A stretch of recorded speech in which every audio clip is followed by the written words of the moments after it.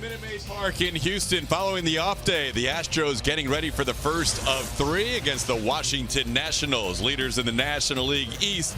Both the Nationals and the Astros have 48 losses on the season. The Astros have played 2 more games and have a record of 76-48. Normally we'll show you the best records in the American League, but now with the Nationals in town, the best records in all of baseball. Dodgers #1 with 88 wins, and then the Astros and the Washington Nationals 2nd and 3rd, respectively, in the major leagues. Hi, everybody, and welcome. Todd Callis alongside Jeff Blum. And Blummer, when we see these two teams in spring training, we thought, well, these are 2 pretty good teams. They have played out the season very well. This should be a fun series. Yeah, a lot of similarities coming into this series. They not only showed a complex, a lot of numbers match up. Obviously, the record's pretty close. And the Astros this year have done well in interleague play as they take on the Washington Nationals to start tonight's play for the first of 3. Yeah, it's been pretty interesting. The Astros playing very good in interleague matchups since 2015. We know they started there with the National League Central, but they play very good outside their division. They get good pitching. Some of these pitchers actually, like Brad Peacock, enjoy going into those interleague series, getting those ABs, but it's good to see them piling up wins against the interleague. When you talk about offense, these are the 2 best when it comes to baseball scoring runs this year.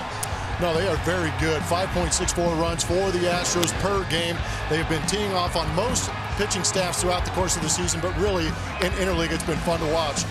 Their 876 OPS is more than 100 points better than the Washington Nationals, and they are scoring more runs in those interleague matchups. 6.86 runs is 2 runs better than the Washington Nationals in those interleague series. Well, the Nationals have struggled a little bit against the AL this year, but Nationals have a very good pitching staff. Their starting ERA amongst the best in baseball. In fact, speaking of starters, there is a marquee matchup coming up on Thursday night with Steven Strasburg taking on Dallas Keuchel. But let's not get ahead of ourselves. There's a pretty good matchup tonight. Bart Ennis will tell you about tonight's starters right around the corner.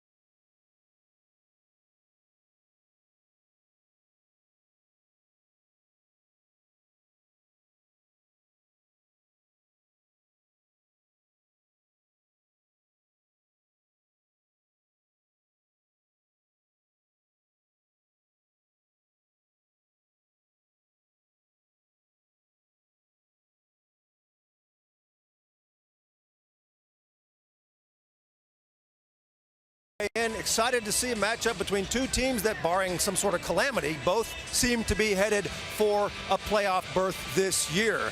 Now, you heard Todd and Blummer talking about the similarities between these two teams. Another one of those similarities is the fact that they have weathered a lot of injuries to star players to maintain their double-digit leads in their division. And the reason they've been able to do that is because of pitching, which brings us to tonight's pitching matchup. Might be the best one that nobody really is aware of. Their right-hander, Tanner Roark, after having a rough month of June in which he lost 4 straight decisions, he has gotten it turned around. And since the All-Star break, he's 3-2 with a 3.13 ERA, 35 strikeouts, opponents hitting just 182 off of him. And he has been exceptionally good on the road, going 6-2 on the road for them, trying to get win number 10 tonight. Charlie Morton for the Astros, coming off of the typical Morton outing for this season. He beat Arizona for win number 10, allowing just 1 run on 3 hits and 6 1/3 innings.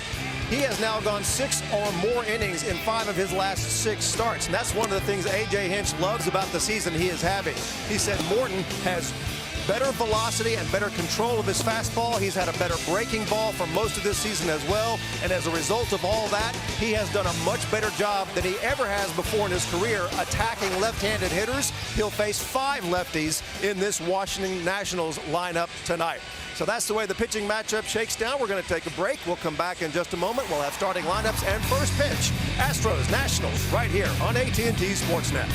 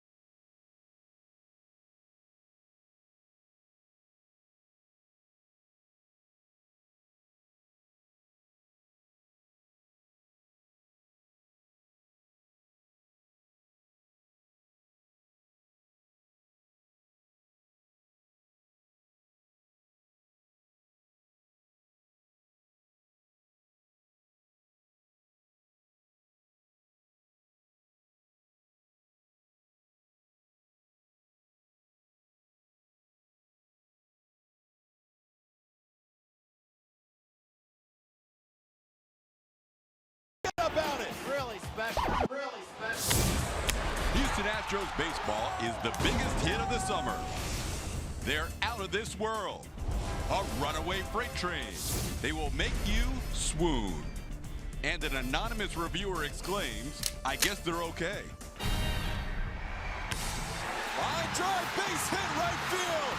The Astros walk it off. So don't miss a pitch of the action-packed, pulse-pounding, feel-good blockbuster of 2017. As interleague series go, this one has a chance to be pretty special. You have the Washington Nationals with a big lead in the National League East. They have the 3rd best record in all of baseball. The Nationals lead Miami by 14 games in their division. The Houston Astros come in leading the Angels by 12.5 in the AL West. The two teams with the most road records in baseball as well.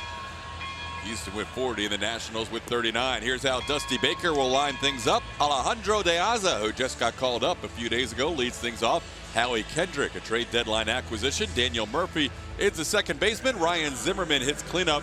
Adam Lind is the DH for the National League team. Anthony Rendon is at third base. Matt Wieters behind the plate. Wilmer Defoe, the shortstop, and Michael Taylor is in center field. Charlie Morton going for your Houston Astros, big right-hander. He's made 18 starts on the season. Today will be that 19th, and 119 punch-outs and 107 1/3 innings pitched this season. Charlie has been very good in his last 5 starts. How about he's gone at least 5 innings in each of those 18 starts this season, looking to extend this outing here against a tough ball club in the Washington Nationals. Nationals coming off a series in which they won 3 out of 4 in San Diego. They enjoyed their day off yesterday in Houston, and now we're underway with the first of 3 between the second and third best records in the game.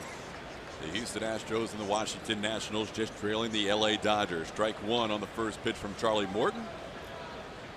Alejandro De Aza just 1 for 8 in his young Nationals career. Takes one down and in for a ball. It's 1-1. De Aza joined the Nationals. He became the 13th different outfielder for Washington this year. They have had a lot of injuries through the 2017 season. There's a strike at the knees. It's 1-2.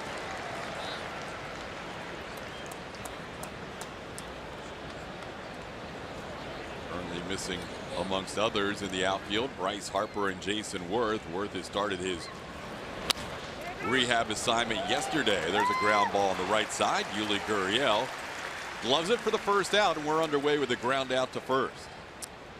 Curveball's been good for Charlie Morton. We're going to look at his pitch usage with that curveball presented by AT&T. The opponent batting average April through July at $134, very good, but he has gotten even better here in the month of August with that 103 average against. The OPS dropping again. Nobody getting on base and nobody hitting it hard, but the whiff percentage up to 35%. 5 of his last 6 and 6 of his last 8 games has gone at least 6 innings. Blummer mentioned that streak of 5 innings or more. Charlie Morton has gotten better as this season has gone along. 0-1 pitch is in the air, shallow center field. Springer comes in. Altuve goes all the way out there just in case George wasn't there. They hand the ball off, and there's 2 outs. Let's take a look at the Astros defensively tonight behind Charlie Morton in left field. It will be Derek Fisher. We just saw George Springer in center. Josh Reddick is in right. Alex Bregman and Marwin Gonzalez the left side of the infield. Yuli Gurriel and Jose Altuve on the right side. And Juan Centeno, even with the day off, now playing in his 3rd game in the last 4 appearances for the Houston Astros. 2 outs, nobody on. Here's Daniel Murphy. And he'll take a called strike. Home plate umpire is Tim Timmons. Sometimes you can hear him. He has a unique strike call. Jeff Kellogg is the crew chief at first base. Chad Whitson is the second base umpire, and James Hoy over at third. Just missed inside. It's 1-1. Charlie brings that fastball with ease at 96.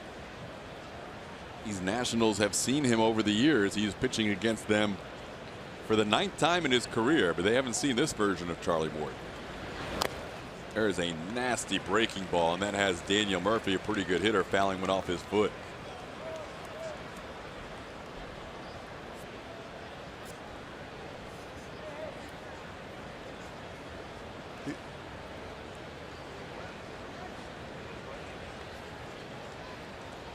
What's interesting about that curveball for me, even though Charlie's been getting the swing and miss on it, is the ground ball percentage for me in the last month has jumped 12%. So he's also been using that fastball to get the ground ball and that curveball to get that ground ball. There you see it on the bottom. All those numbers are one of the reasons why he's had so much success here since coming back from the DL. You know, Charlie's always been a big-time ground ball pitcher. And this year, his ground ball percentage not quite as high as it's been through the last 5 years, but it's still in the top 10 in the American League.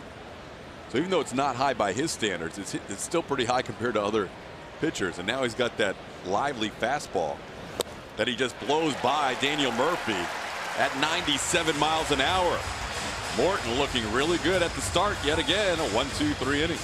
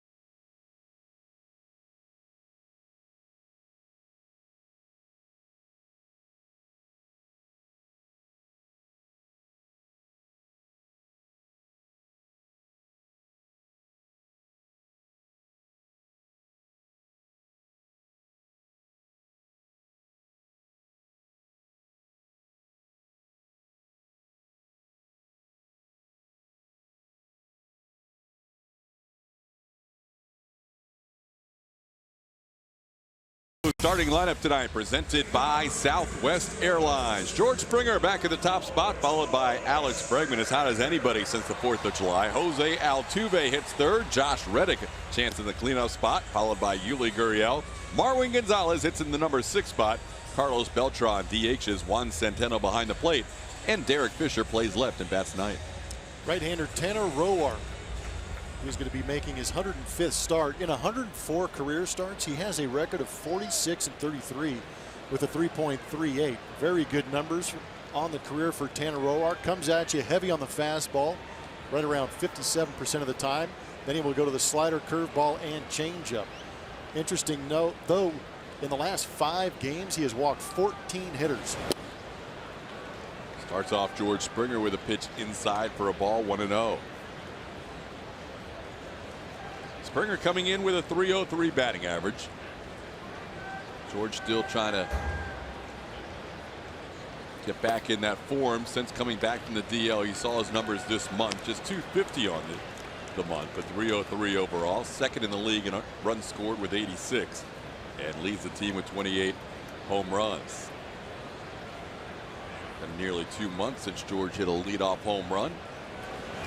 And he ropes one back through the middle for a base hit on a 2-0 offering from Roark.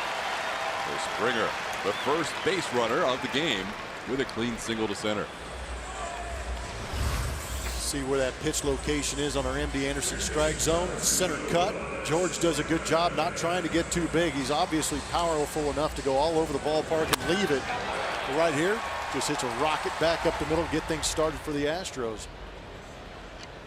Always good thumbs up action when the leadoff hitter gets on. That'll bring up Alex Bregman.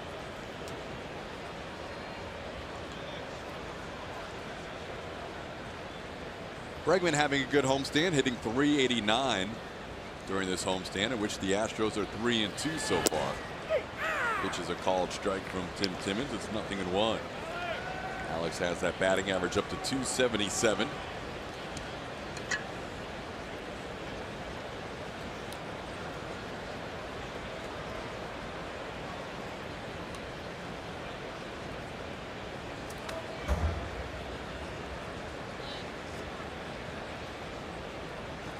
George on the move, pitches down and away, the throw bounces, and George is safe. Springer picks up his 5th steal of the year. He's now in scoring position with nobody out and a 1-1 count on Bregman. It'd be really interesting if George starts to get on those legs a little bit when he's on base. He does have the speed, not necessarily that initial instinct, but you see on our Mattress Firm Supermo that he does just sneak in there. For you, is it about getting better jumps for George? Yeah, I think for me, he's talented enough and fast enough to outrun the poor instincts as far as jumps are concerned. I think he gets a little paranoid or thinks a little too much about the initial jump as opposed to just going. I think if he sold out to himself and said, I'm just going to steal the bag, I think he'd be perfectly fine. Well, he said he had his sights set on Jake Marisnick. He's now got 5. He passed Brian McCann right before the All-Star break. Whew. That was close. That was something that he was hearing about a little bit from the Astros catcher. And now he's 1 shy of Jake's total of 6. Brian has the excuse now. He has a bad knee. Exactly. He's doing it with a bad wheel. 1-2 pitch is fouled out of play. We should see Brian McCann in this series. He's scheduled and eligible to come off the DL on Thursday, and all signs point to Brian McCann rejoining the team for the final game of this homestand. So that's good news. His partner in crime in the Brevin McGaddis catching combo is playing tonight for AA Corpus Christi. Evan Gattis is catching 3 different pitchers that have seen plenty of time in the Astros bullpen this year.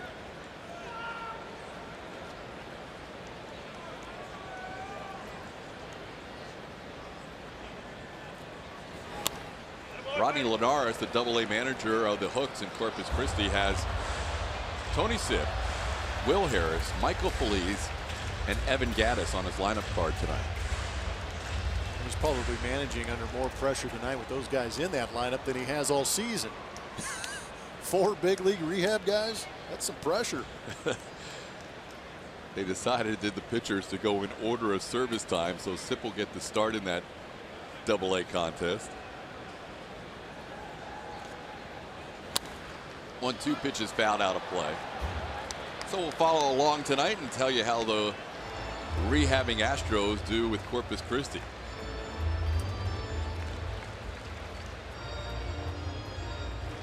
We could see Gattis as early as the upcoming road trip in Anaheim, if not at that point, certainly by the next homestand. So good news on a lot of fronts on the injury rehab.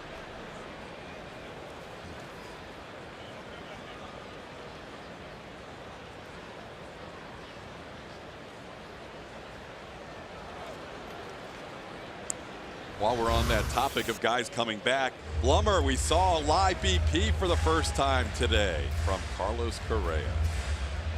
Can you go get me the tissue? I'm so excited.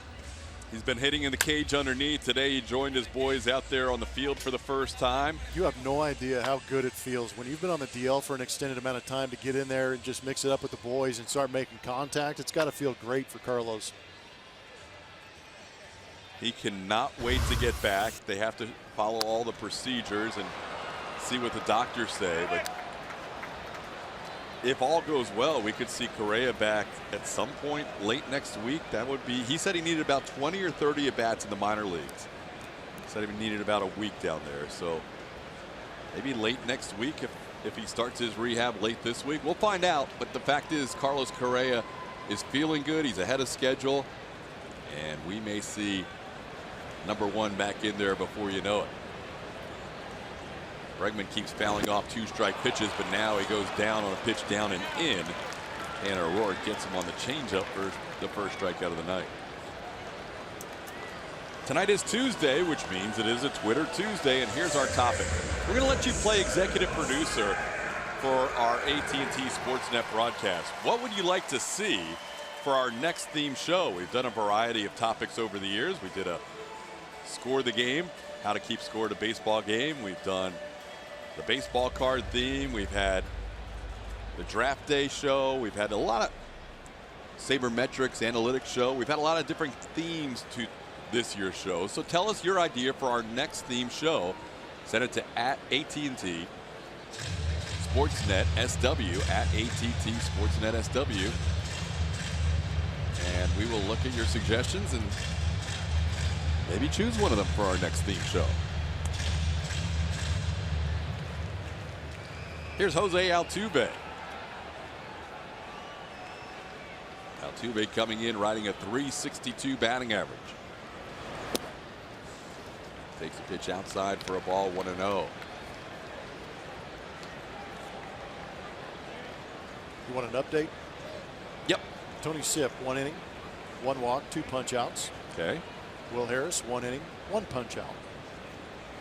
No runs given up by either, or hits. Good job by Evan Gattis catching too. 2 shutout innings with those guys on the mound.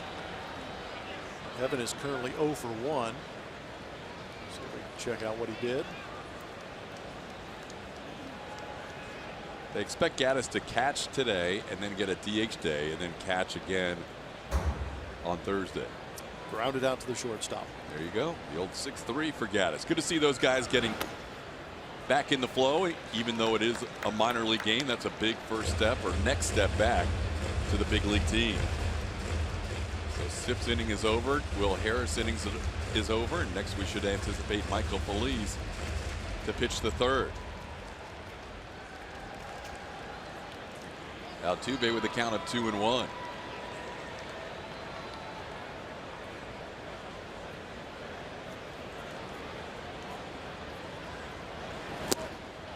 Swing and a miss. Roark evens up the count of 2 apiece. The highest batting average in the history of the Houston Astros franchise came in Jeff Bagwell's MVP season of 1994, when he hit .368. Altuve currently at .362, also leading the American League with 29 stolen bases. He's led the American League 2 of the last 3 years.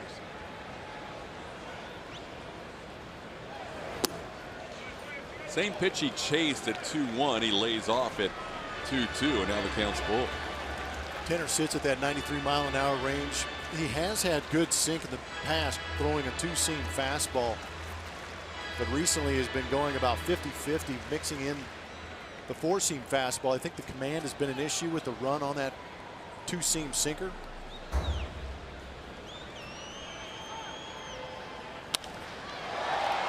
In the air, center field. Michael Taylor is back. Springer is going to tag, but he's not heading anywhere. Taylor with the put out for out number 2. After a single and a steal, Roark gets a strikeout and a flyout for the first 2 outs of the inning. You know, there's some guys on this rotation that draw a lot of headlines nationally, and rightfully so. Max Scherzer, always amongst the best, always a threat to throw a no-hitter. We'll see Steven Strasburg on Thursday. Sometimes this guy gets lost in the shuffle because of that. Well, that's part of the reason I read off his career record and ERA. Pretty impressive. You know, he's above 500, but the 3.38 for a starter in 104 starts, pretty legit. Both of his outs this inning have come on the changeup as he sweeps a breaking ball inside to Josh Reddick, 1-0.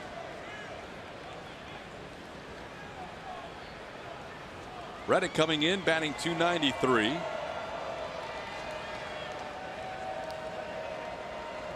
.327 at home. Back-to-back breaking balls. Reddick swings through the curve. It's 1-1.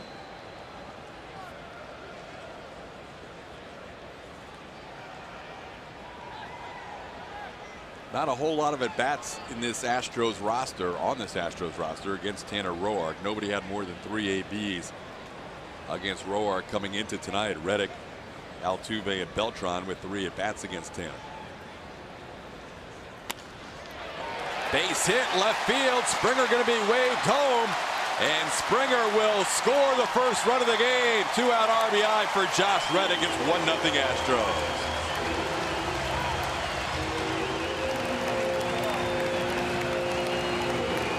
Great piece of hitting by Josh Reddick here at home again, adding up to already good numbers. But an up and in pitch with the shift on just lets it get deep, inside outs it, and shoots it where nobody's standing.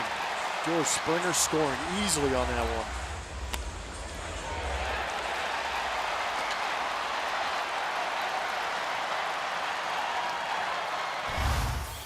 one. Astros draw first blood in this interleague matchup, the battle of the ballpark of the Palm Beaches inhabitants, as Yuli Gurriel sends one to center field, but Taylor is there and puts it away. Astros score 1 on 2 hits and lead it at the end of 1-0.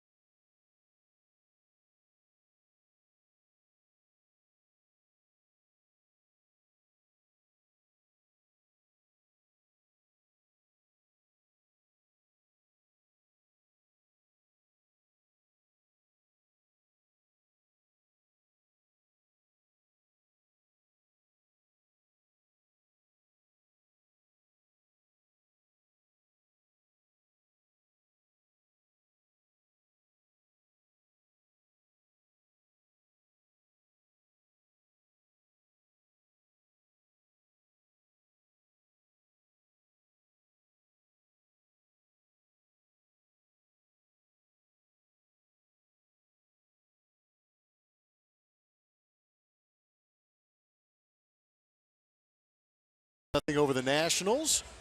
We're going to take a look at our forward spray chart. We're going to be talking about Ryan Zimmerman, longtime National.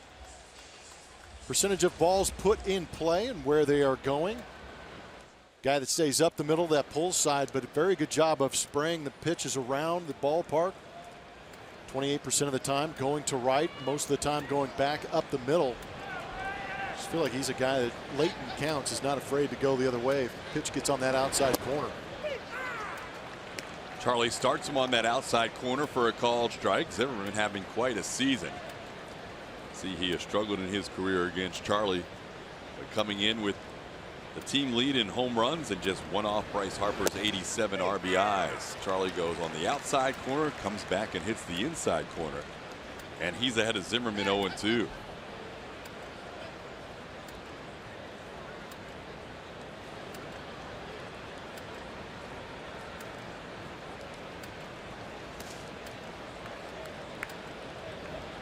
Breaking ball misses 1 and 2. There are innings when that last inning, as an example, and we've also seen him get off to good starts in some of his last few outings. There are certain innings where you look at Charlie Morton's stuff and how he goes through an inning and you're like, this guy has as good a stuff as anybody in baseball. If he can just put it all together. Soft line drive towards Altuve, plays it at a hop. Zimmerman breaks his bat on the ground out, and there's one out. No, it is pretty remarkable with his velocity, the movement on the fastball. That one start that we saw him against Texas, he literally turned Shin-Soo Choo around on a fastball that came back over the plate. So that was impressive to me on the heater. But the curveballs really jumped out. Have been a fantastic pitch for him also. So you're creating velocity, movement, and then your curveball, you're pulling back the speed and creating great movement too to miss barrels. It's been fun to watch his progress this year. As now he'll face Adam Lynn. He hits another corner, this time the outside corner for strike 1. Charlie did face these Nationals last year early when he was with the Phillies before getting injured. Went 6 strong, gave up 1 earned run and punched out 6. And the comments from the Nationals were, we don't know who this guy is. They were thoroughly shocked to see a guy like Charlie Morton, who was 90 to 92 with good movement on the fastball with sink, to all of a sudden flamethrower. Yeah, it's remarkable that at his age, Charlie at 33 years old has kind of reinvented himself over the last 2 years. And there's a swing and a miss, 1 and 2. And even though it was a small sample size, credit to the Astros for recognizing Charlie Morton's abilities last year.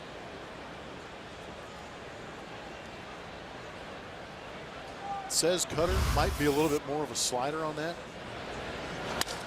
Another broken bat, and this one is caught in the air. Alex Bregman right off the shoe tops retires Adam Lynn for out number 2. Well, that's some wicked movement on it. So far, Altuve took a good angle on his line drive off Zimmerman's bat. Bregman took a great angle on this one too. Good jump, good angle. Came right back to him. That was nice. Morton keeps blowing up bats. That's 2 in a row as he gets in on the hands of Zimmerman and Lind. Bregman makes the play. Now here is Lamar High School product as well as Rice University right down the road, Anthony Rendon. Guy loves hitting against the Astros too. Woo.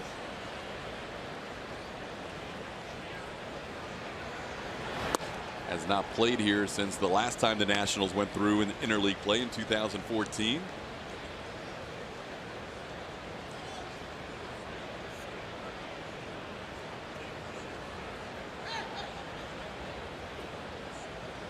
Rendon on the year batting .298, 22 home runs, 77 runs batted in. This ball to left. Derek Fisher comes in. Charlie Morton has faced 6 batters. He's retired 6 batters. We're through an inning and a half, and the Astros lead 1-0.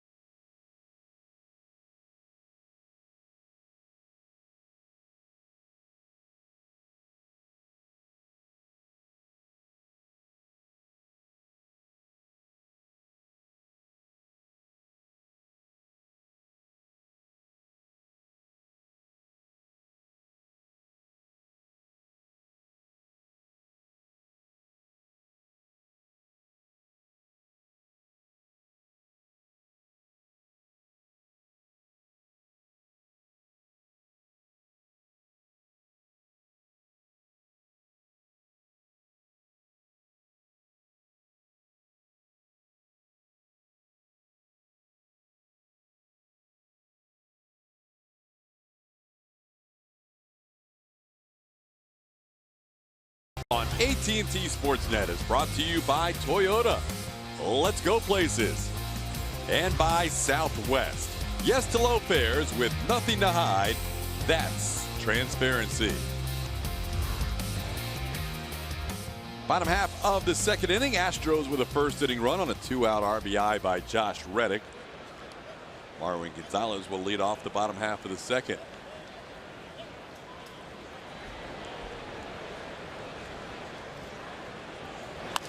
Marwin swings to the first pitch and fouls it out of play.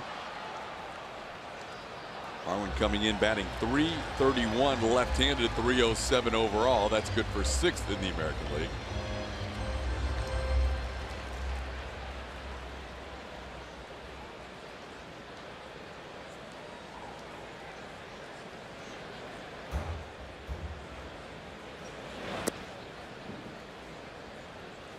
Down and in, it's 1-1. Marwin just 158 on this homestand, though. Had been as high as 3rd in the American League in hitting. Currently starts the night in 6th. He is 3rd in on-base percentage. Down and in, 2-1. Carlos Correa chatting with Juan Centeno. Centeno is due up 3rd this inning.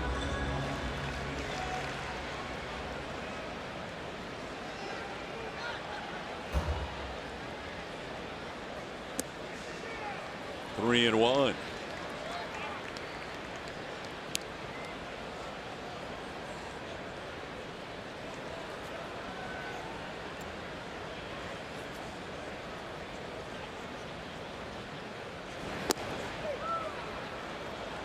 That catches a corner and the count's full. Roark's been flirting with the edges of the plate this whole at bat.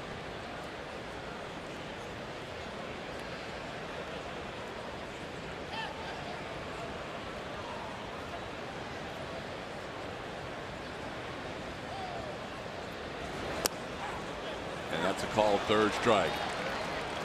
Second strikeout for Roark, and he strikes out Marwin to start the second. It is Twitter Tuesday. Asked you for your opinion on what some of our themes should be down the road. How about a day in the life of a ball player?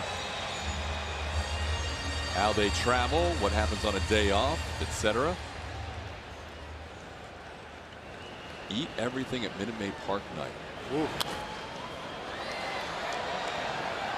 Seinfeld theme night. We'd have to hit up Robert Ford for some knowledge on that one. He is a hardcore Seinfeld fan. Twitter Tuesday asking you for what our theme should be in a future show. Would that mean we'd have to sit really close and talk closely with each other? Close talker. Yeah, that does have offers a lot of options on Seinfeld theme night. Ball towards left, heading back there, and looking up is Howie Kendrick, and now he leaps for it and is off the wall. Beltran into second base, and he will get there with a double.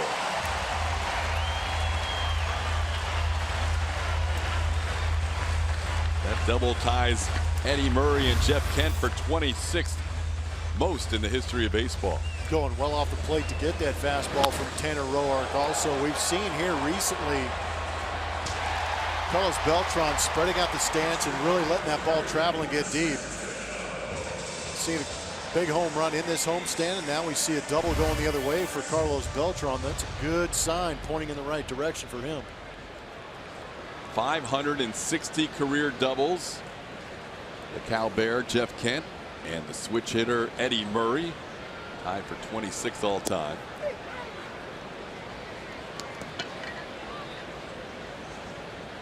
Beltran is just 26 extra base hits shy of Eddie Murray's all-time mark for the most extra base hits for a switch hitter in MLB history.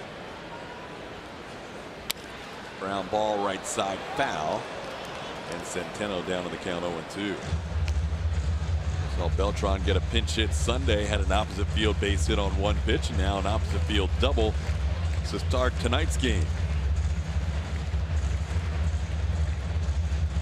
Third rehab pitcher in that game for Corpus Christi also throws a shutout inning. Michael Feliz, 1 inning, 1 strikeout, 1 walk.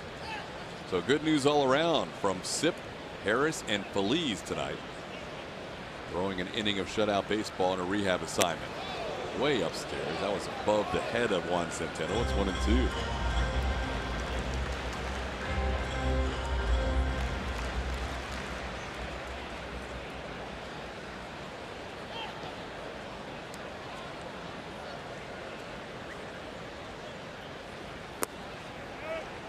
Doesn't chase. It's 2-2. Wieters and Roark have had a few meetings already in the first couple of innings. They've all been with the runner at second base.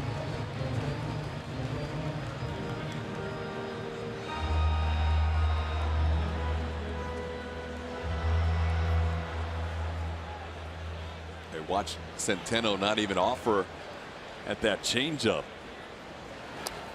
And they were wondering, I wonder if Beltran noticed something out there. Everybody's wondering what Carlos Beltran is seeing out there. Discerning veteran eye.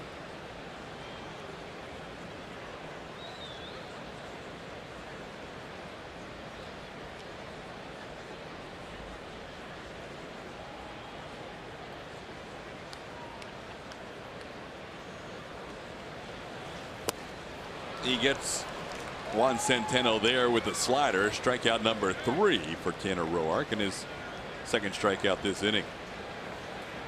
Dollar Dog is tomorrow night. Here's what happens. Just as many as you want. $1 hot dogs, all you can eat while watching the Astros take on the Nationals. Great matchup. Visit astros.com/$dogs or call 1-877-9-ASTROS for all the info. Game 2 of this series will have Mike Fiers on the mound for the Astros against Edwin Jackson for the Nationals. Here's Derek Fisher. Fisher swings and misses the breaking ball 0-1. Derek trying to snap an 0 for 6. Josh Reddick snapped an 0 for 6 with a base hit and an RBI with 2 outs and a runner on second.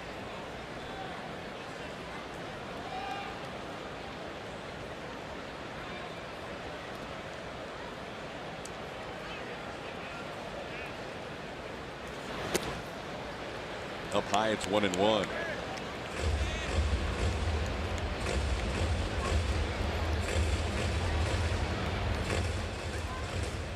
Roark has only faced the Astros, other than spring training, one other time. That was June 17th of 2014.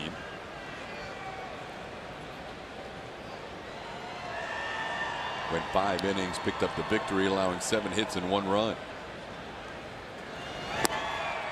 Down and into Fisher. It's 2-1.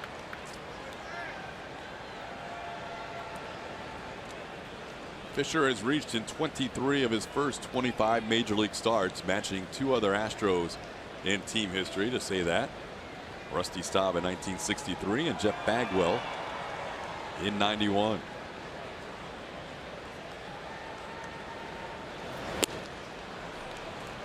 Two and 2 the count. Seeing a lot of off-speed stuff tonight from Roark. Astros hit the fastball extremely well. I was just going to comment to the fact that I think the league is adjusting to Derek Fisher, trying to figure out how to punch holes in his swing, and they're doing so with the spin and the changeup. So it's been a lot of off-speed to Derek Fisher. Also proved he could hit the fastball early on.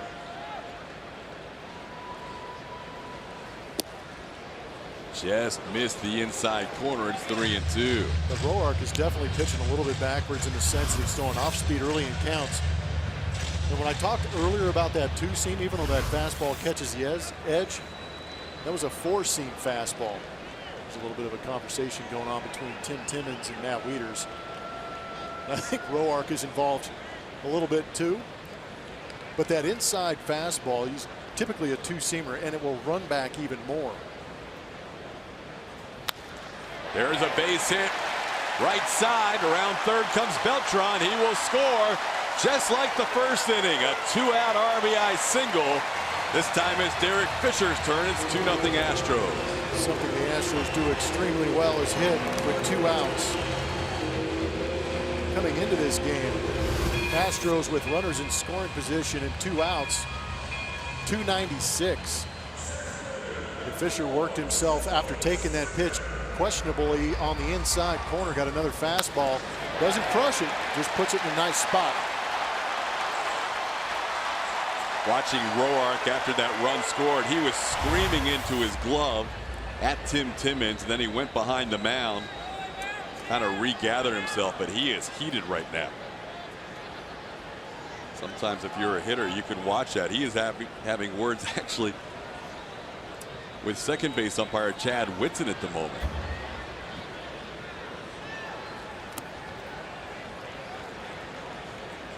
Maybe he'll put his wristband back on tomorrow. You gotta let guys vent. I understand that some of the comments may have been a little derogatory towards the umpires, but you have to let these guys vent. Let him scream into his glove. Better yelling at his glove than at them. Right. He thought that 2-2 pitch to Fisher was on the corner, didn't get it, and was not pleased at all when that hit went through. Springer fouls one away. He thought he should have been in the dugout about 4 or 5 pitches and a run ago, but not the case. Now he's facing George Springer with a 1-1 count.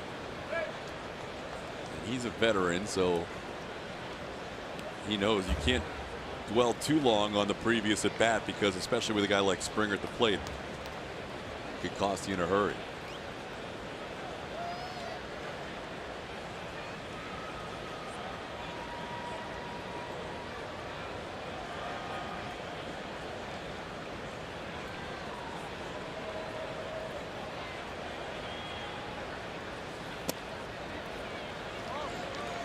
Inside, 2-1.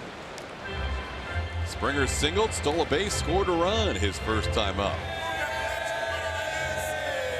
Budweiser Brewhouse in full effect tonight. Looks like a good time.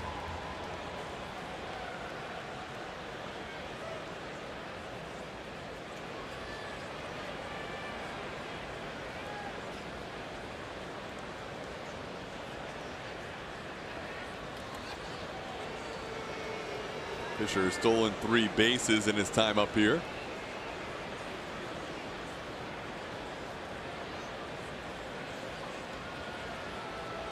I wouldn't be surprised to see him take off in a 2-strike count. Just in the sense if he makes it, it's good news for George, because he does a good job of driving guys in with two outs. And if he gets thrown out, no big deal. George Springer leads off the next inning. Not a lot of downside. No. But he's holding on right here. The reason he's not stealing, if you don't steal early in the count, the reason you hold your ground until that 2 strikes, George can drive you in from first, especially with Fisher's speed. Good lead for Derek. And he's gone. Pitch is a strike. The throw is also a strike. Wieters throws out Fisher to end the inning. So George Springer will in fact lead off the third for the Astros.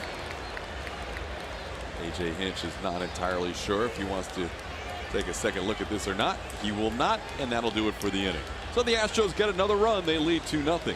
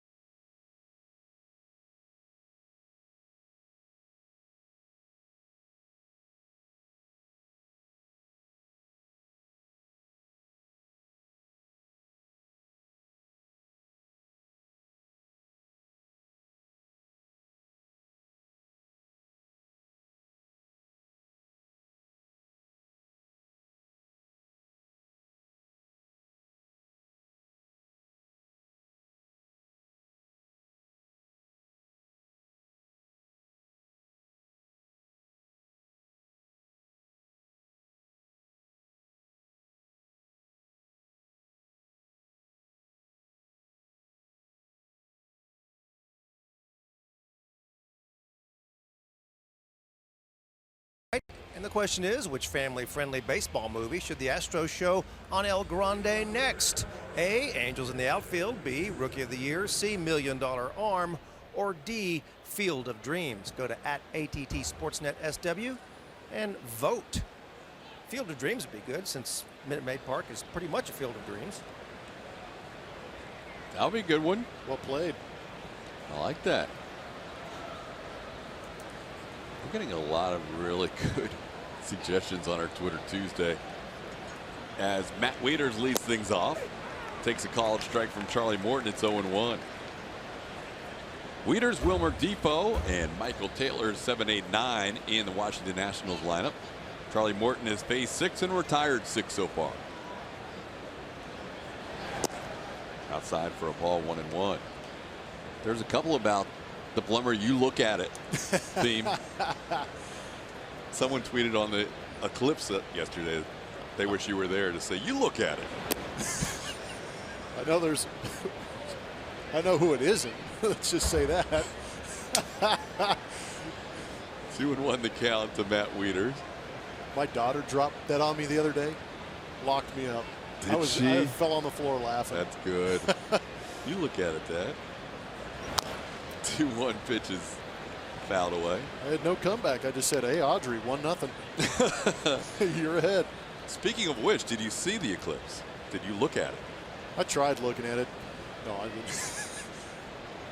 I was so underwhelmed by it here in Houston that You didn't even bother. I took my wife out to lunch. Yeah. There you go.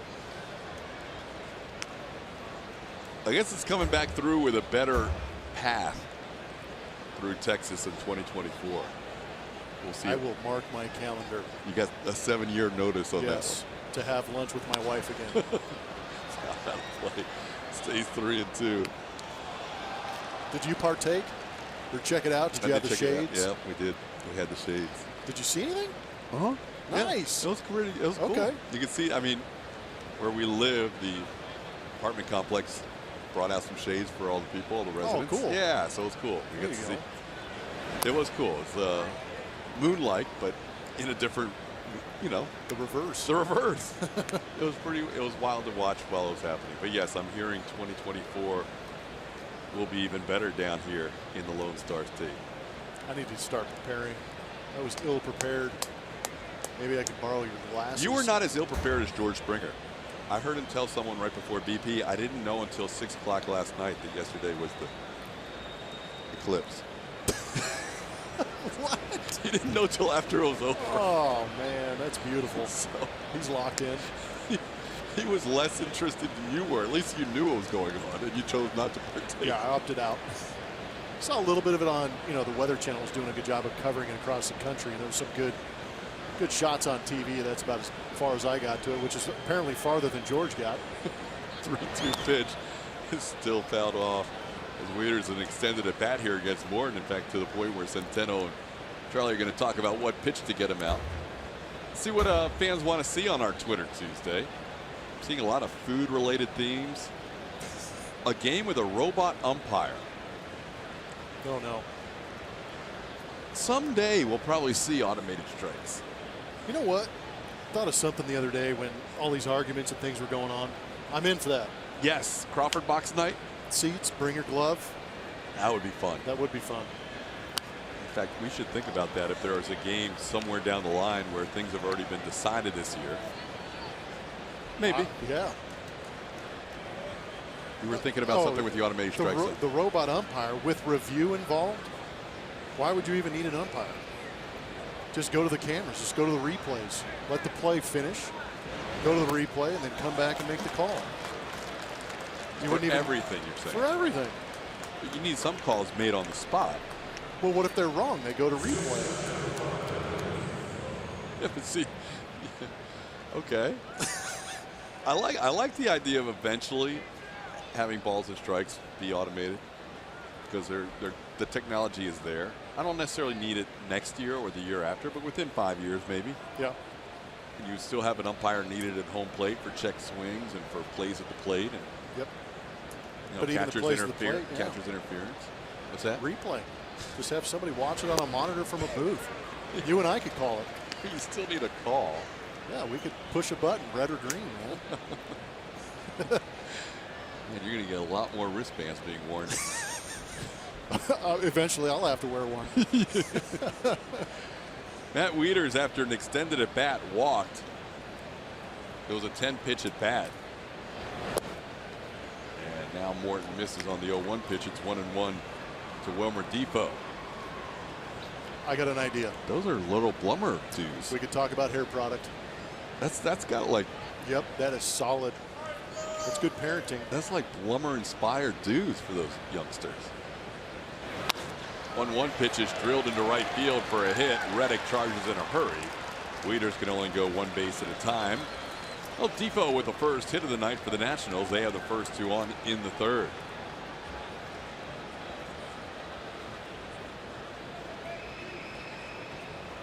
Depot getting a chance to play a lot of shortstop lately. Trey Turner is also starting a rehab along with Jason Worth. They just began last night. AAA Syracuse. Here's Michael Taylor.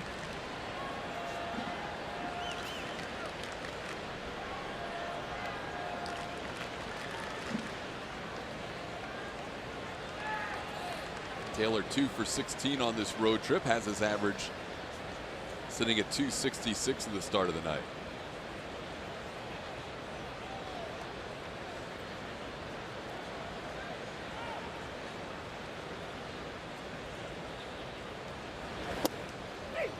Strike called.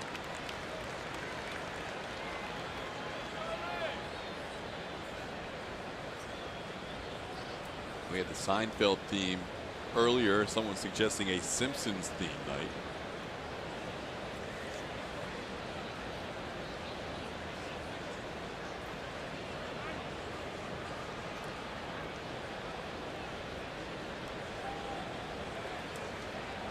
Would that mean we could animate the entire ball game, or just animate us in the pregame and postgame? That'd be kind of cool. There have been a lot of baseball Simpson shows over the years. Pitch misses inside. It's 1-1. Twitter Tuesday. Send us your best thoughts for theme shows. Fun at the old ballpark. Charlie Morton needed just 21 pitches to get through the first 2 innings. Getting a little more extended here in the third, and ahead of the count 1-2 on Michael Taylor. Nationals coming in with the same number of losses as the Astros. Houston with 76 wins, the Nationals with 74. Inside it's 2-2.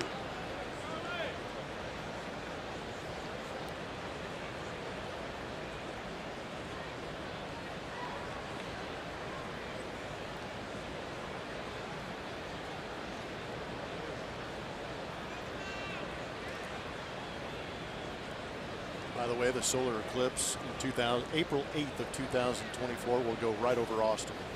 Cool. Total solar eclipse. April 8th will be in the season. Ground ball foul. So not a far drive. 2 hours. Check out the full eclipse. Stop at Buc-ee's on the way over. Nice. Brought you some snacks from there. Yeah, and I've hit them from everybody I know. I had some post game the other day, and now I haven't seen them the last 2 days. Yep. I think I know where they might be though. 2-2 the count. Wieters on second, Depot on first. Ball hit hard but foul. But this is kind of what we were talking about earlier. Charlie can be as filthy as anybody with his stuff, and then all of a sudden he'll run into an inning where all of a sudden hitters are putting extended at bats against him, and he's already this inning at 20 pitches after needing just 21 for the first 2 innings. Yeah, he does manage to find those innings where he has damage put on him, whether it be a walk, hit. It was a 3rd inning last time against Arizona. Could get some help here. Bregman 12, Tuve, and the throw is low and really unable to pick the throw. nearly a double play. Instead, it's first and third, one out. Would have been a heck of an effort. Taylor can run a little bit. Ball hit pretty well towards Alex. We've seen the Astros turn some pretty tough double plays. Just not enough on that, trying to make that quick turn for Altuve. And here recently, Yuli's been excellent at picking the balls out of the dirt. Just thumbed him right there.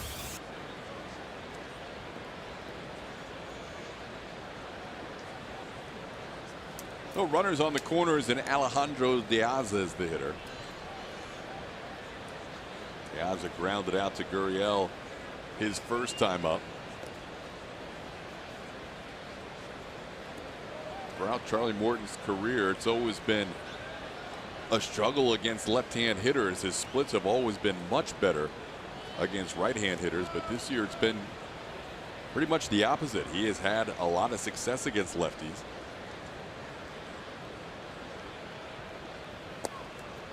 This is down and in. It's 1-0.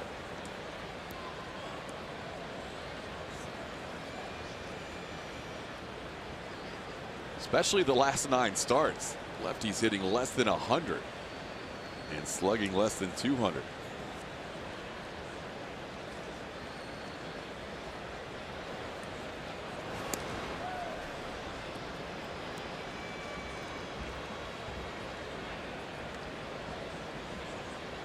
On the year, the split is 124-point difference in the batting average. 160 lefties, 284 against right-hand hitters.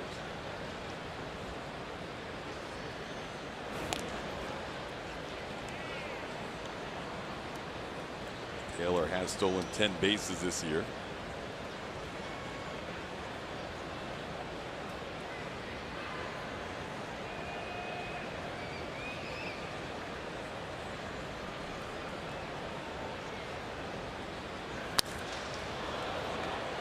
Hook foul. 1 ball and 1 count. 1 ball and 1 strike count. 2-0 Astros. Couple of 2-out RBI hits. One by Josh Reddick in the first. One by Derek Fisher in the second. These two teams that call the ballpark of the Palm Beaches home in West Palm Beach, Florida, going head-to-head for the first time since spring training.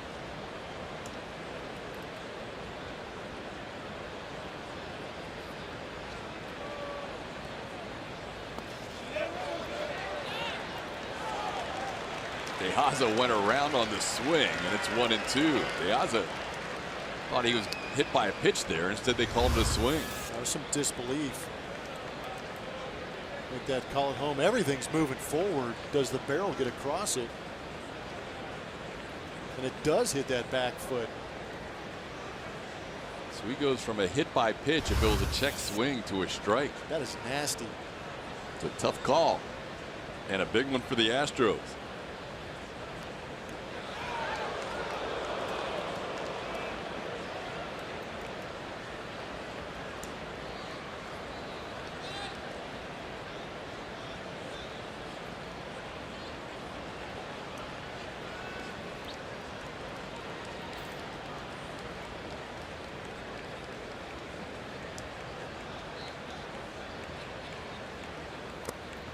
That time he moved his back foot. It bounced in there. It's 2-2. He's getting everything out of the way.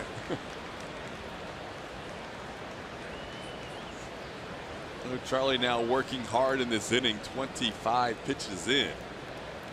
Still with just 1 out and a 2-2 count on Alejandro De Aza. Just called up from AAA Syracuse last week. It's the bottom part of that order again. Swing and a miss. He kept going back to the breaking ball and finally got Diaz on that down and in curve. And that is strikeout number 2. Well, I wonder how much of it, as far as the decision making on why to throw that curveball. Obviously, Diaz is having a tough time with it, but for Charlie Morton, the consistency with the whiff percentage that we talked about and the ground ball percentage, he was either going for the punch out or trying to get the ground ball. There's a lot going on that AB. There was. Hit by pitch on a check swing. There was a call to swing after the appeal. Here's Howie Kendrick. Kendrick flied out to center his first time up. As they check Michael Taylor at first. Kendrick has done a really nice job since being acquired from the Philadelphia Phillies on July 28th. With the Nationals hitting over 340 with 5 home runs, 14 RBIs and 10 runs. There goes the runner. The pitch is swung on and sent deep to center field. Springer on the move, still back. He's at the track. It's off the wall.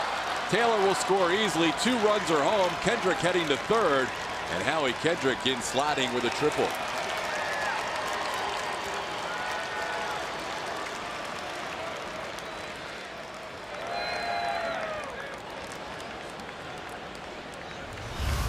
Pretty good swing.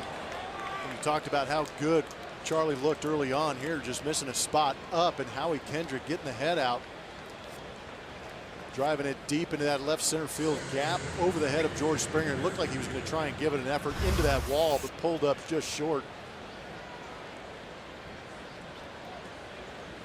So the game tied at 2 on the 2 RBI triple by Kendrick. He now has 16 RBIs for the Nationals since being acquired 3.5 weeks ago.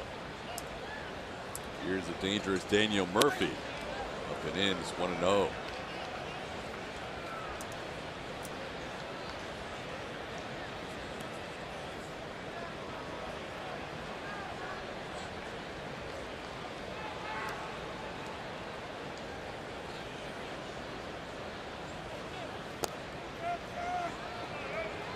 Morton has fallen behind 2-0. Go Bears.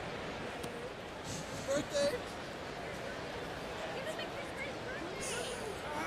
What we doing?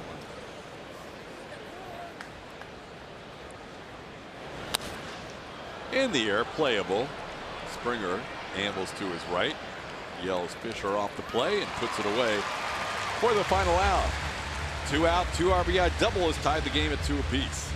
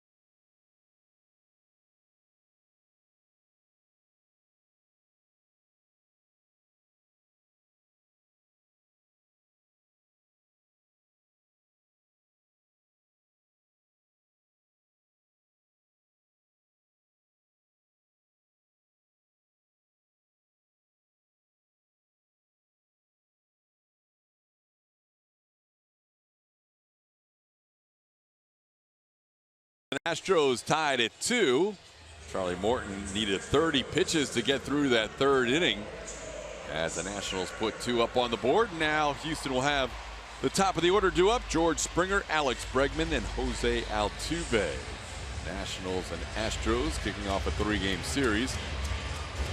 First time at Minute Maid Park these 2 teams have faced each other since the 2014 season. Springer singled, stole a base, scored a run. He was at the plate last inning when Derek Fisher was thrown out trying to steal to end the 2nd. First pitch to Springer, misses with a fastball down and away. It's 1-0. How about since 2012, this matchup between the Nationals and Astros? Nationals leading 12 wins to 1.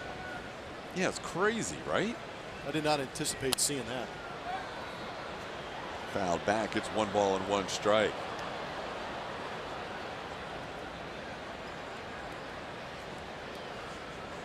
We do realize there are some technical issues going on.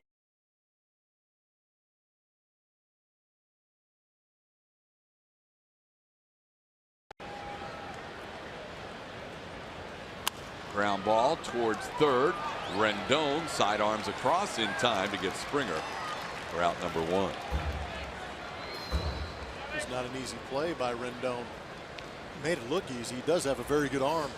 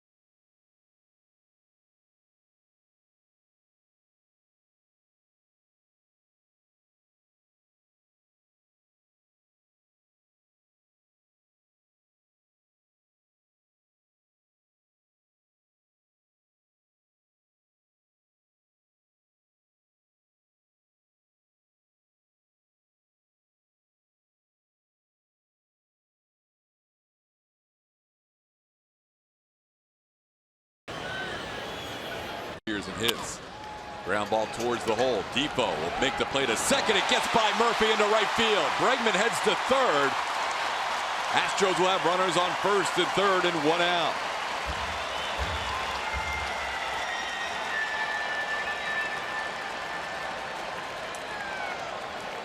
Saw a play like third. Astros will have runners on first and third and 1 out.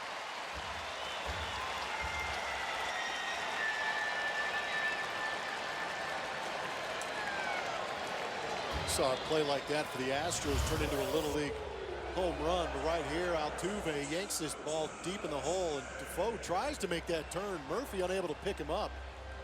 Therefore, Alex Bregman is going to advance another 90 feet. Altuve had to hold his ground with De Aza backing up in right field.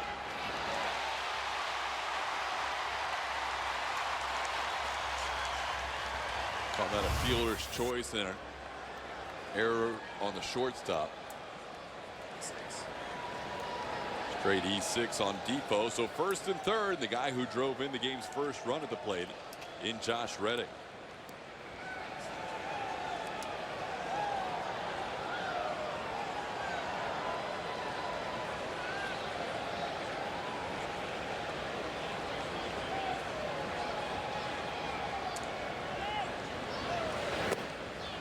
Pitch down low for a ball, 1-0. Reddick coming in at .327 at home on the year and an .899 OPS at home.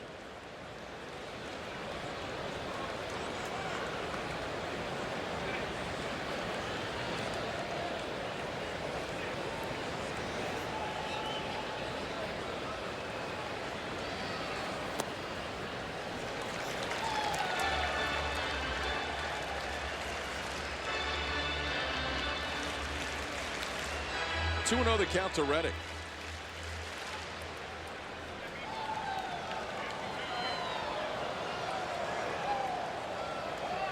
Astros led 2-0. Nationals scoring 2 in the top half of the third. Trying to regain the lead here.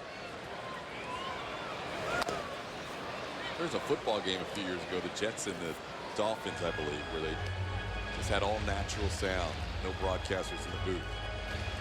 Try to recreate that a little bit at the beginning of this inning as one of our potential themes. We still get paid? Not for that half inning. Actually, yeah, because there were no outs in the inning, so really no time transpired. There you go. Good call. I like it. Glad to be back. Bottom half of the third, Nationals and Astros tied at 2. Tell you what, those hot dogs were good, though. Off Roark, this is going to score a run. Everybody's safe. 3-2 Astros. Reddick with his second RBI.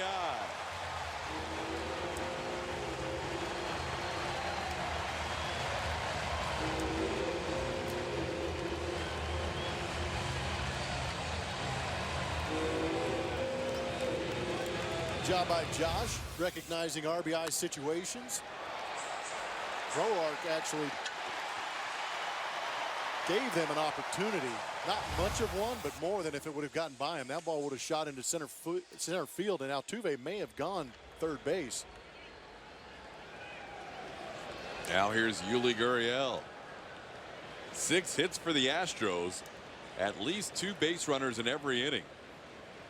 Yuli flying out to center his first time up. Takes a pitch on the corner, and it's 0-1.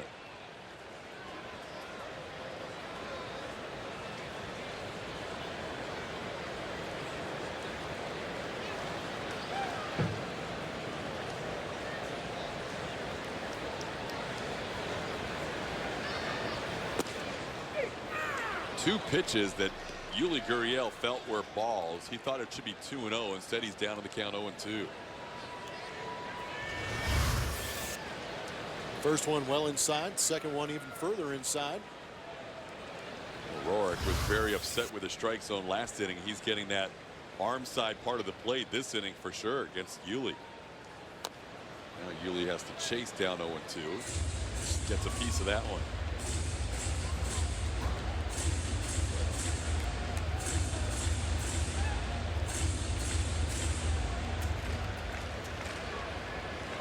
Altuve on second, reached on an error. Josh Reddick on first.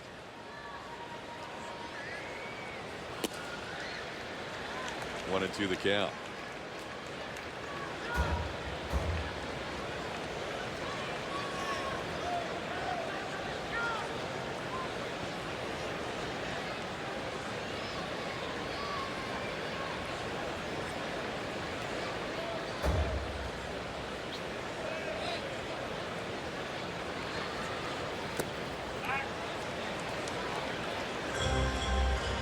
Yuli has a pretty good idea of the zone. He doesn't strike out a whole lot, doesn't walk a whole lot.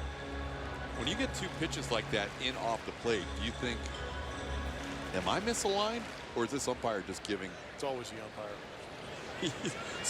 Well, I was just thinking the same thing. I'm sitting there going, I'm trying to remember how often Yuli has taken 2 pitches in the zone back to back that were fastballs.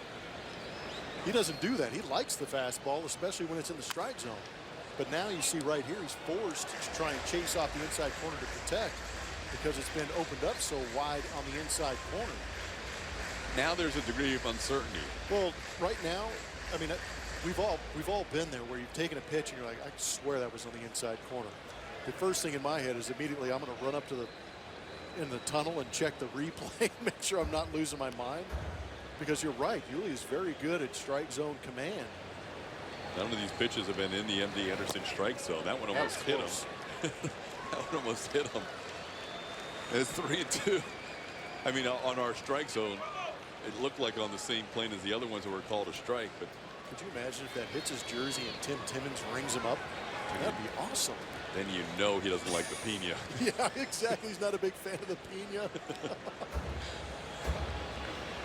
It's an allergic reaction. Outside, ball 4.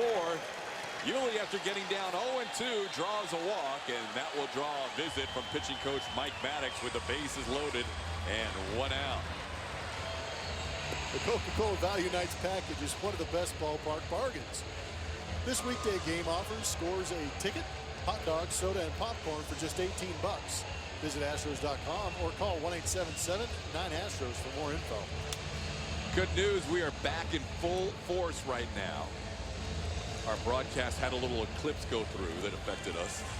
Now we're back and ready to go. Well played. Bases are loaded. One out. Mike Maddox, who ended his career pitching for the Astros in 2000 and became pitching coach at Round Rock for a couple of years after that. Out to visit with his pitcher, Tanner Roark, with the bases loaded and one out, and Marwin Gonzalez at the plate.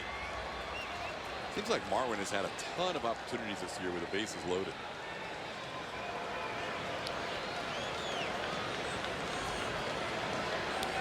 This might be where Marwin gets going. It's been a rough homestand for him. Called strike. It's 0-1. 3 for 19. Even though Marwin has only got 3 hits in this homestand, done some damage, a home run and 4 RBIs. He could match that with one swing right here. Marwin has more at bats this year with the bases loaded than anybody else on the team. And he's 6 for 11 with the bases full. Down and in, it's 1-1.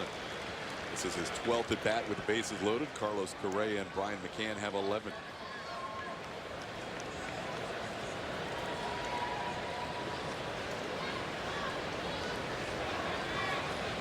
Altuve, Reddick, and Gurriel. Marwin already has the team lead in RBIs with 72. He can add to that total here.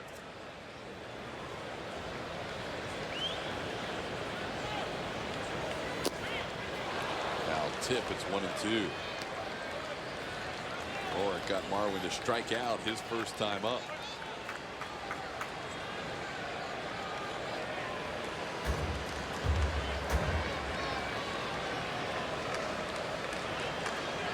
Roark's a guy who normally throws a lot of pitches and gets deep into games. Today the Astros have put on 70 pitches so far. Next pitch will be his 70th. It's one out into the third. And he gets Gonzalez for the second time, that time with a breaking ball. Marwin goes down swinging, 4 strikeouts. And there's 2 away. The bases remain loaded. Pitched a little bit differently the second time around. Marwin Gonzalez going to the off speed, punched him out on a 3-2 count with a fastball, oddly enough. Might be in the head of Marwin Gonzalez, who is struggling on this homestand. So now Carlos Beltran, he has 3 consecutive hits against Roark the last 3 times he's seen him, including a double off the wall his first time up. Breaking ball for a strike. Only one active player has more career grand slams than the guy at the plate.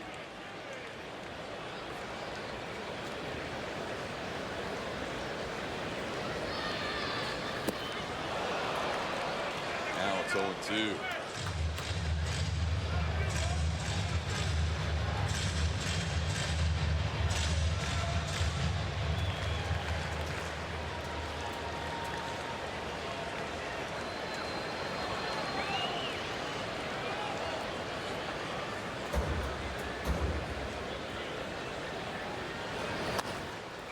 Slowly hit towards first. Ryan Zimmerman makes the play for the final out of the inning. Astros leave the bases loaded but score 1 to take the lead. We supply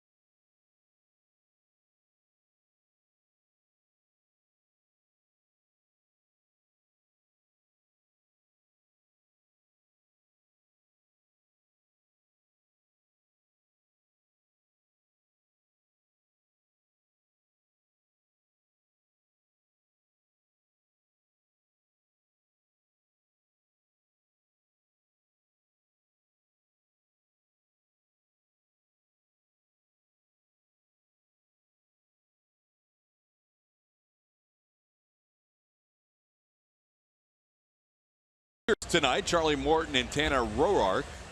Thought 3-2 could possibly be the final score, but instead it's 3-2 after 3 innings, as the Nationals will have Brian Zimmerman lead off the top half of the 4th inning. It's 4, 5, and 6. Zimmerman, Adam Lind, and Anthony Rendon.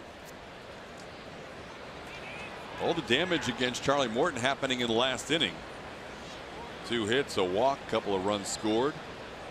Morton threw 30 pitches in the last inning, 21 in the first 2 combined. Starts off Zimmerman with a breaking ball for a called strike. It was awfully nice of the Astros offense to answer back with an extended inning to allow Charlie to regroup.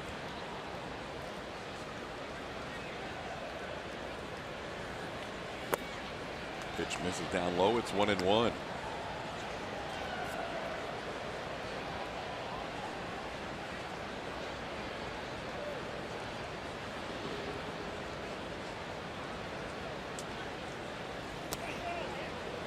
Mentioned Morton pitched against these Nationals last year in one of his 4 starts with the Phillies. It was one of the rare times he pitched well against this Nationals team. Overall in his career, 2-4 with an ERA above 6. But last year and this year we've seen a higher velocity from Charlie Morton than in prior years, and that has made him more effective. 2-1 pitch is chopped into the ground. It's 2-2.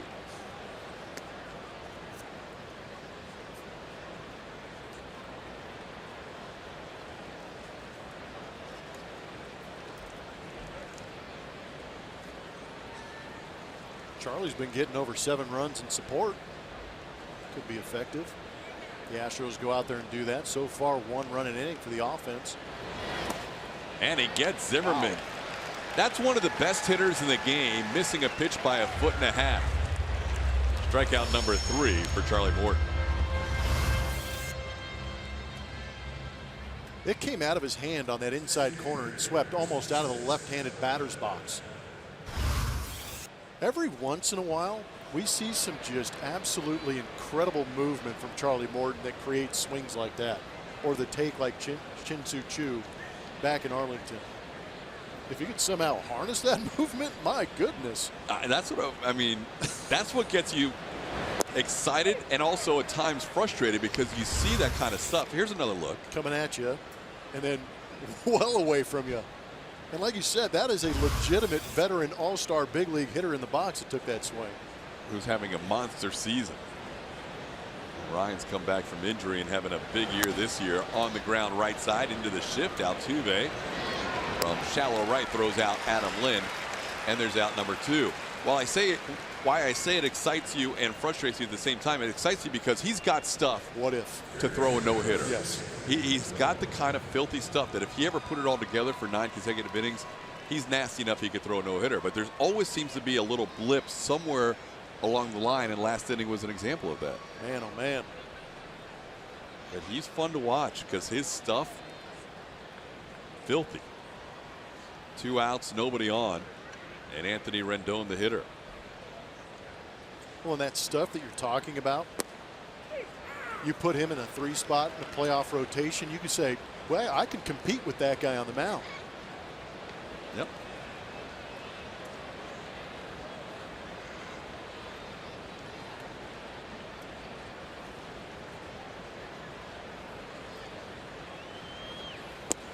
Well, that's why last year, you know, there are a few eyebrows raised when Morton signed for a couple years with the Houston Astros, especially based on his past injury history. But what the Astros saw was a guy who could do what we've seen at times this year, just be completely dominant and filthy.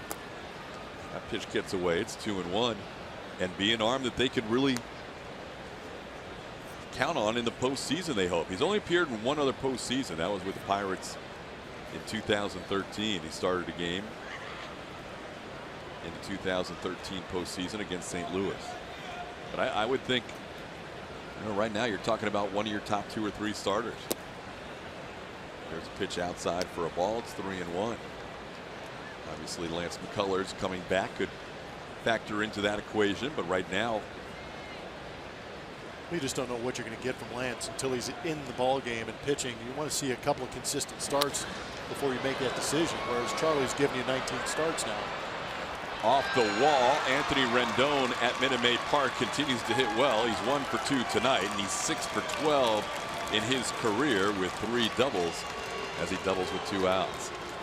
School is back, but there's still time to become an Astros buddy. For just $25, members get an exclusive Astros backpack, socks, cap, a ticket voucher for an Astros home game. All that if you visit astros.com/buddies and buy your membership now. Heard a few cheers after the Anthony Rendon double, so there's still some people here in Houston that come out and cheer for the local product. Pass list. Here's Matt Wieters, the catcher who walked his first time up. Wieters is the one that got that whole 3rd inning rolling with that extended 10-pitch at bat that eventually ended up in a walk. Charlie has not been quite as effective out of the stretch tonight as he has out of the windup. Misses down low for a ball, 1-0.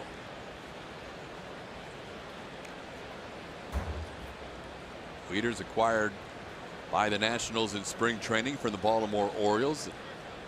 He has caught the majority of their games this season. It's actually a relatively nice and affordable pickup.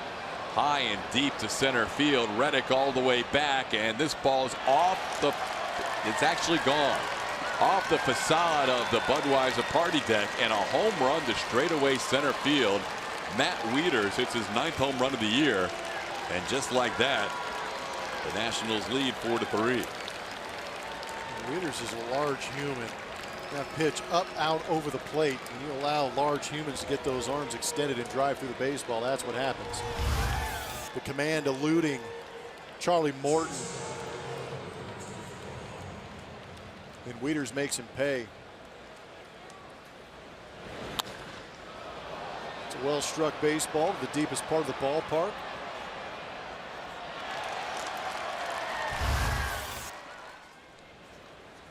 Here's Wilmer Defoe. Defoe takes a pitch down and in for a ball, 1-0. The Nationals have 4 hits, and they have hit for the cycle. Single by Defoe, double by Rendon, triple by Kendrick, and a home run by Wieters. The triple and the home run driving in 2. And the Nationals, after the Astros have scored a run in every inning, have bounced back with 2 in the 3rd and 2 in the 4th to take the lead. 103 miles an hour off the bat of Wieters, 427 feet estimated. Got way up in the air, too. Yeah, that was some serious elevation. 2-1 the count to Defoe. Done well since the 1st of July, hitting close to 350 in that stretch. Has his average up to 282.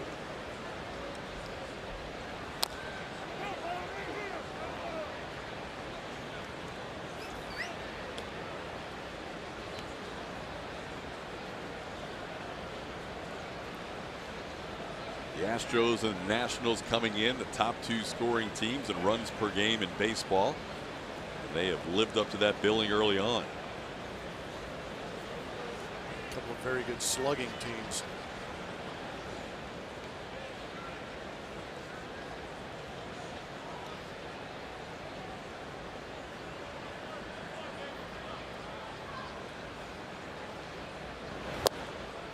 Swing and a miss. Morton on a 96-mile-an-hour fastball picks up his 4th strikeout of the game. It's 4-3.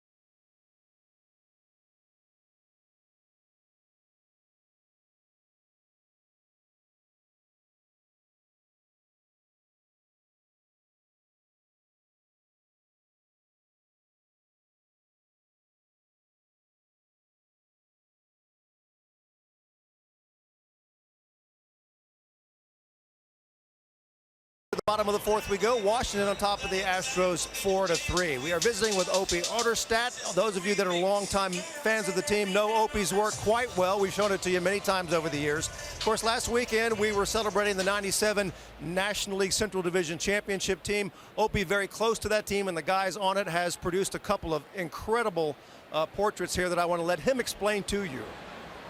Well, with the guys coming back into town and everything, and them being close to me, some of the first paintings that I sold here in Houston were to Bagwell, Biggio, Hampton, Reynolds, those guys.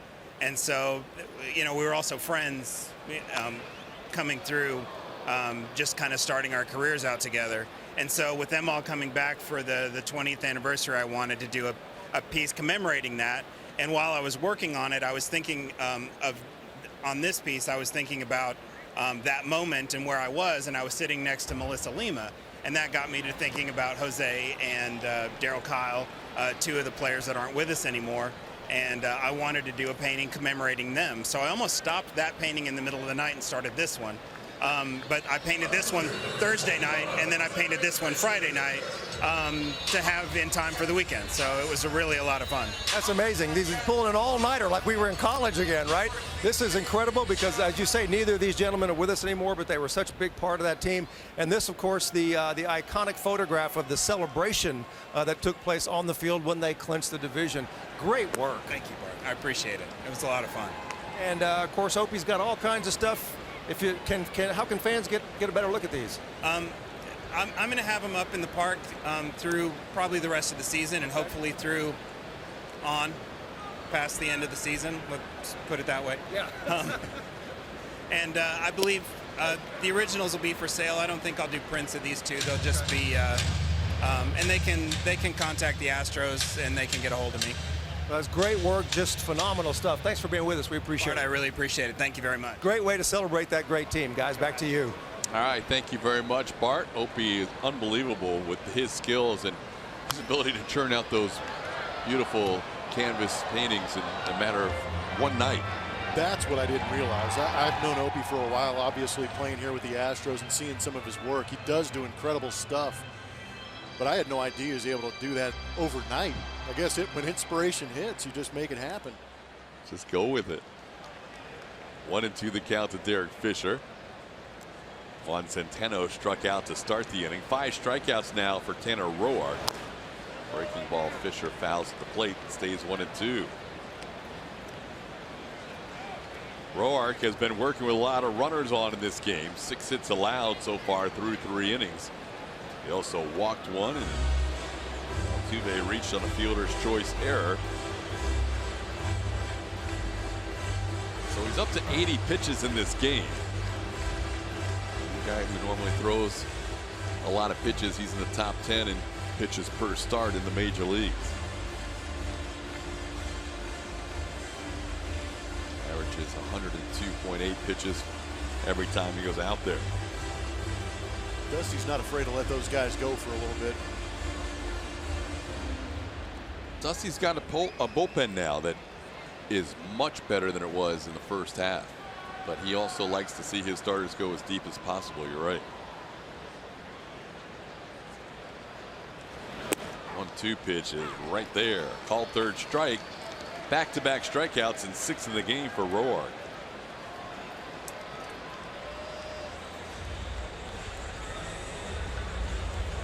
What Todd is talking about, the Red Sox obviously very good pitchers in their rotation, as the Nationals do, but Dusty Baker is one guy that implores these guys to get deep in ball games.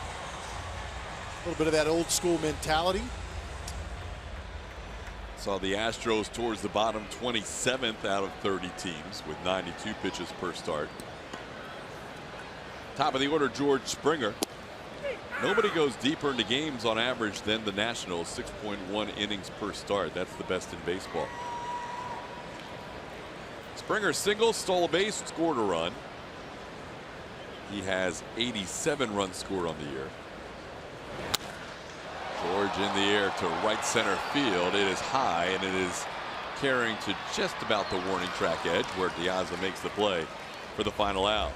Tanner Roark with his first 1-2-3 inning. It's 4-3 Nationals.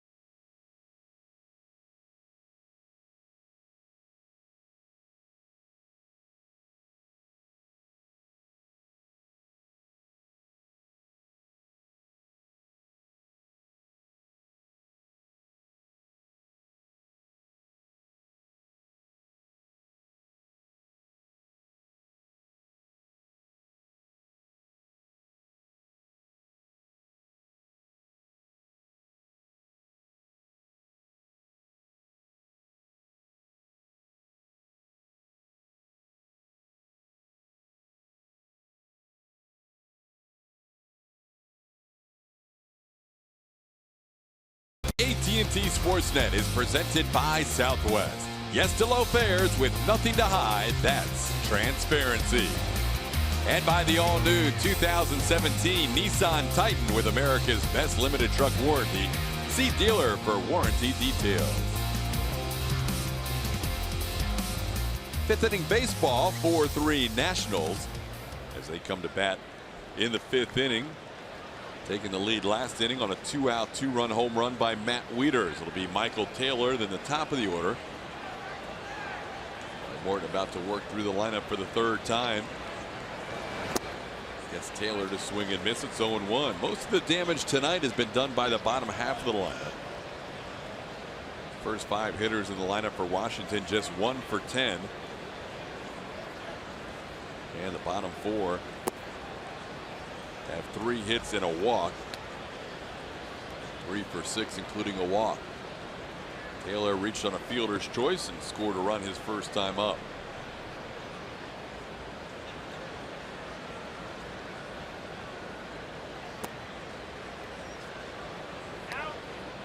Breaking ball stays down. It's 2-1.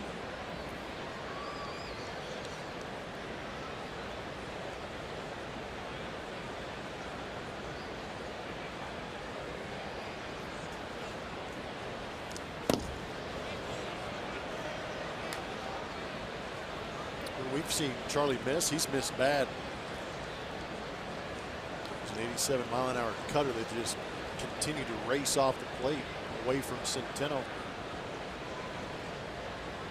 Almost looks like he's fighting his mechanics at times. It must be it for Charlie. It seems like there are times when it comes and goes within a start. That consistent release point, the consistency in his mechanics, not always there.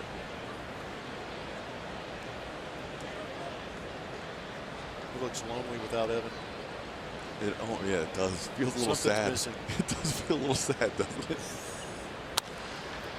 In the air to center. George coming on, still coming, diving attempt, and it's loose. The ball is in front of Springer, and into second base is Taylor with a little soft fly ball into center field that fell in for a double.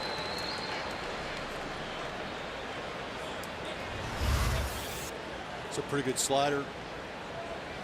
Breaking off the plate. Taylor does a good job of staying on it and actually getting enough wood on it to put it in play in center field just in front of an outstretched George Springer. And again, diving in is one of the hardest things for any outfielder to do, judging depth and velocity. See, hit him off that heel.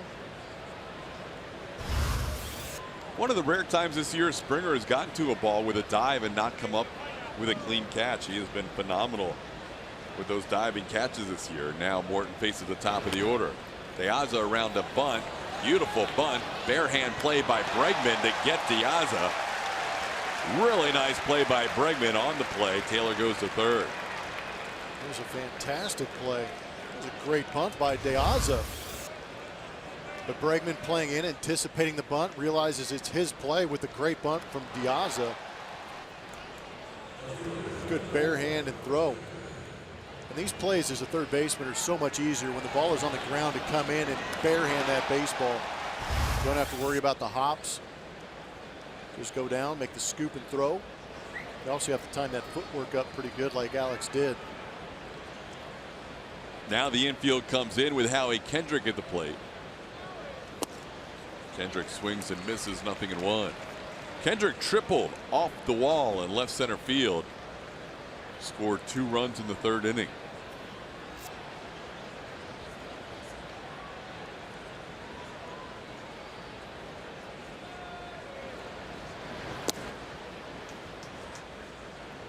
One and one.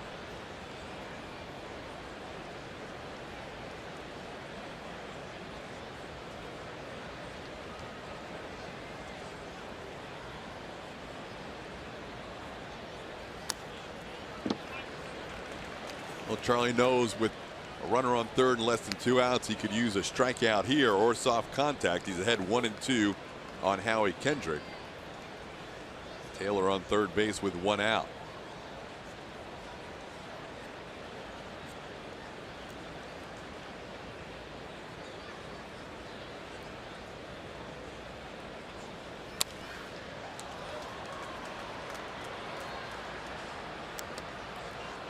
Good heater to speed things up. A lot on Centeno right now, especially with as much break as we've seen on that curveball from Charlie Morton to keep that ball in front, keep that runner at third base.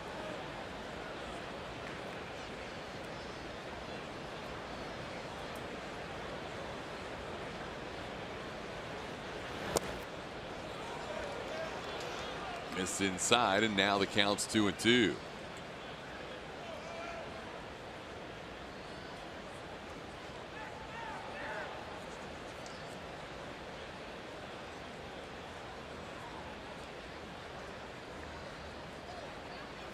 Swing and a miss. That's the strikeout Morton was looking for, his fifth, as he gets Kendrick swinging for out number 2. That was good to see. What's interesting is you see that Charlie can get it when he needs it. Again, the massive break on that curveball coming well across the plate. Just for some reason, he's unable to harness it consistently after that second inning. Here's Daniel Murphy. Murphy 0 for 2 tonight. Takes a pitch in the third. It's 1-0. Still the bottom third of the order, bottom half of the order that continues to do the damage.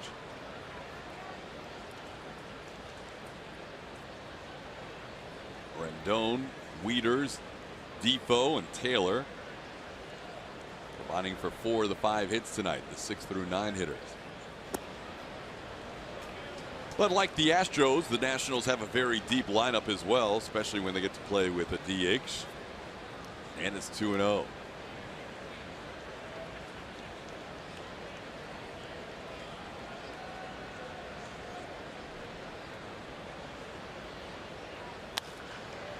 In the air, center field. Springer has a beat on it.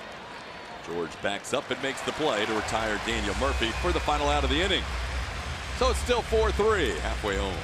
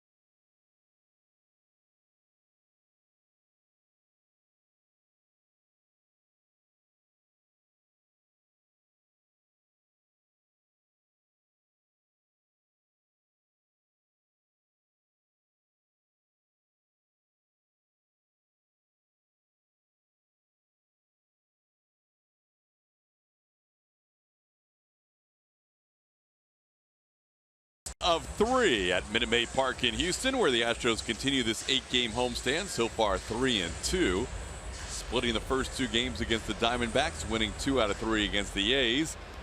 And now they have the team with the 3rd overall best record in baseball in town, the Washington Nationals, as Alex Bregman will lead things off. Astros down 4-3. Be Bregman, Jose Altuve, and Josh Reddick. And O'Rourke had a 10-pitch 4th inning and needed it. He's still at 83 pitches, relatively high through 4. He's thrown a lot of pitches in the first 3 innings. Bregman fouls one away. It's 1-1. Alex has singled, scored a run. He's also struck out.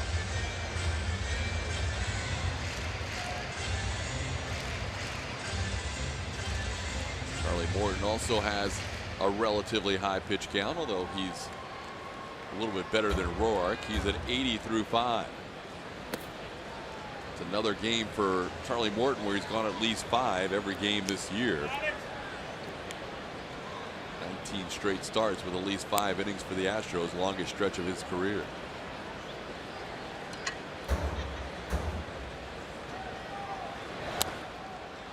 Bregman with a count of 2-2. Good swing. It has been fun to watch him hit for the last month and a half. Made a minor adjustment to that swing, the approach, and it's been paying off big time.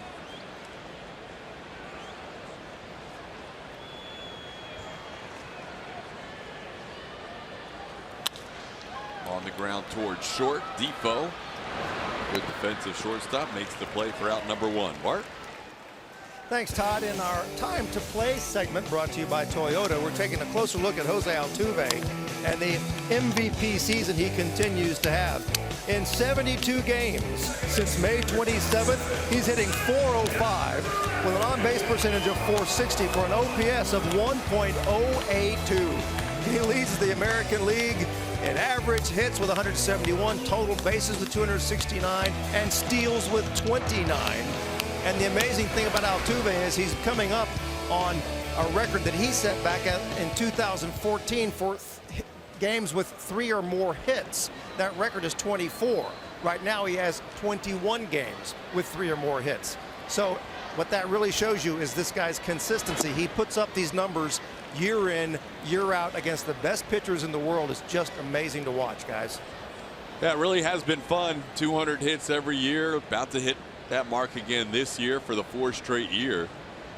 When you consider there was one 200 hit season in Astros history prior to Jose Altuve doing so in the 2014 season, it's remarkable to think about. Just Craig Biggio.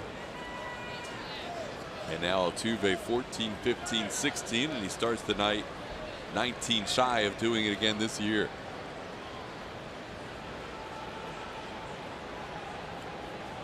Two and 1 the count. Slicing foul. It's 2-2.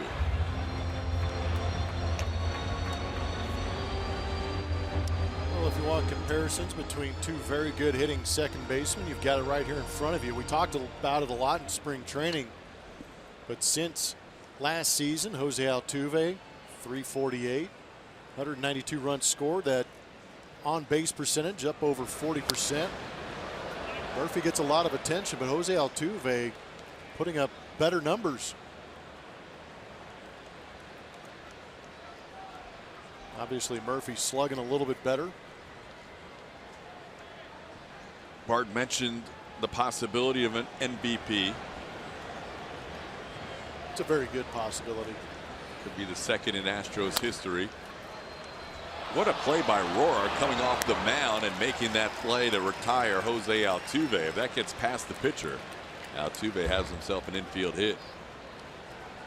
2 outs, and all of a sudden Tanner Roark has retired 7 in a row. Sneaky athletic, using that mound as leverage also. Kind of tiptoes back to the top of it and then jumps off to make the play, because you're right, if that ball gets past him, that's a base hit for Altuve, who racks up infield hits better than anybody else. Here's Josh Reddick. Reddick takes a pitch for a called strike, 0-1. Tanner Roark is comfortable, easy, relaxed, hitting his locations.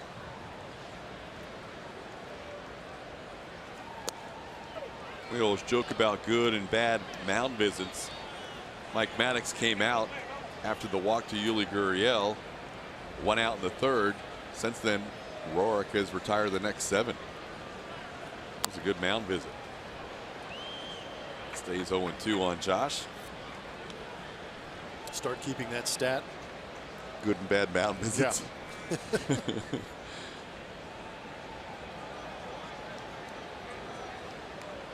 Josh has singled to left, also hit one off of the leg of Tanner Roark. Both times he drove in a run. He's driven in 2 of the 3 runs for the Astros tonight. Takes that pitch in the dirt. It's 1-2.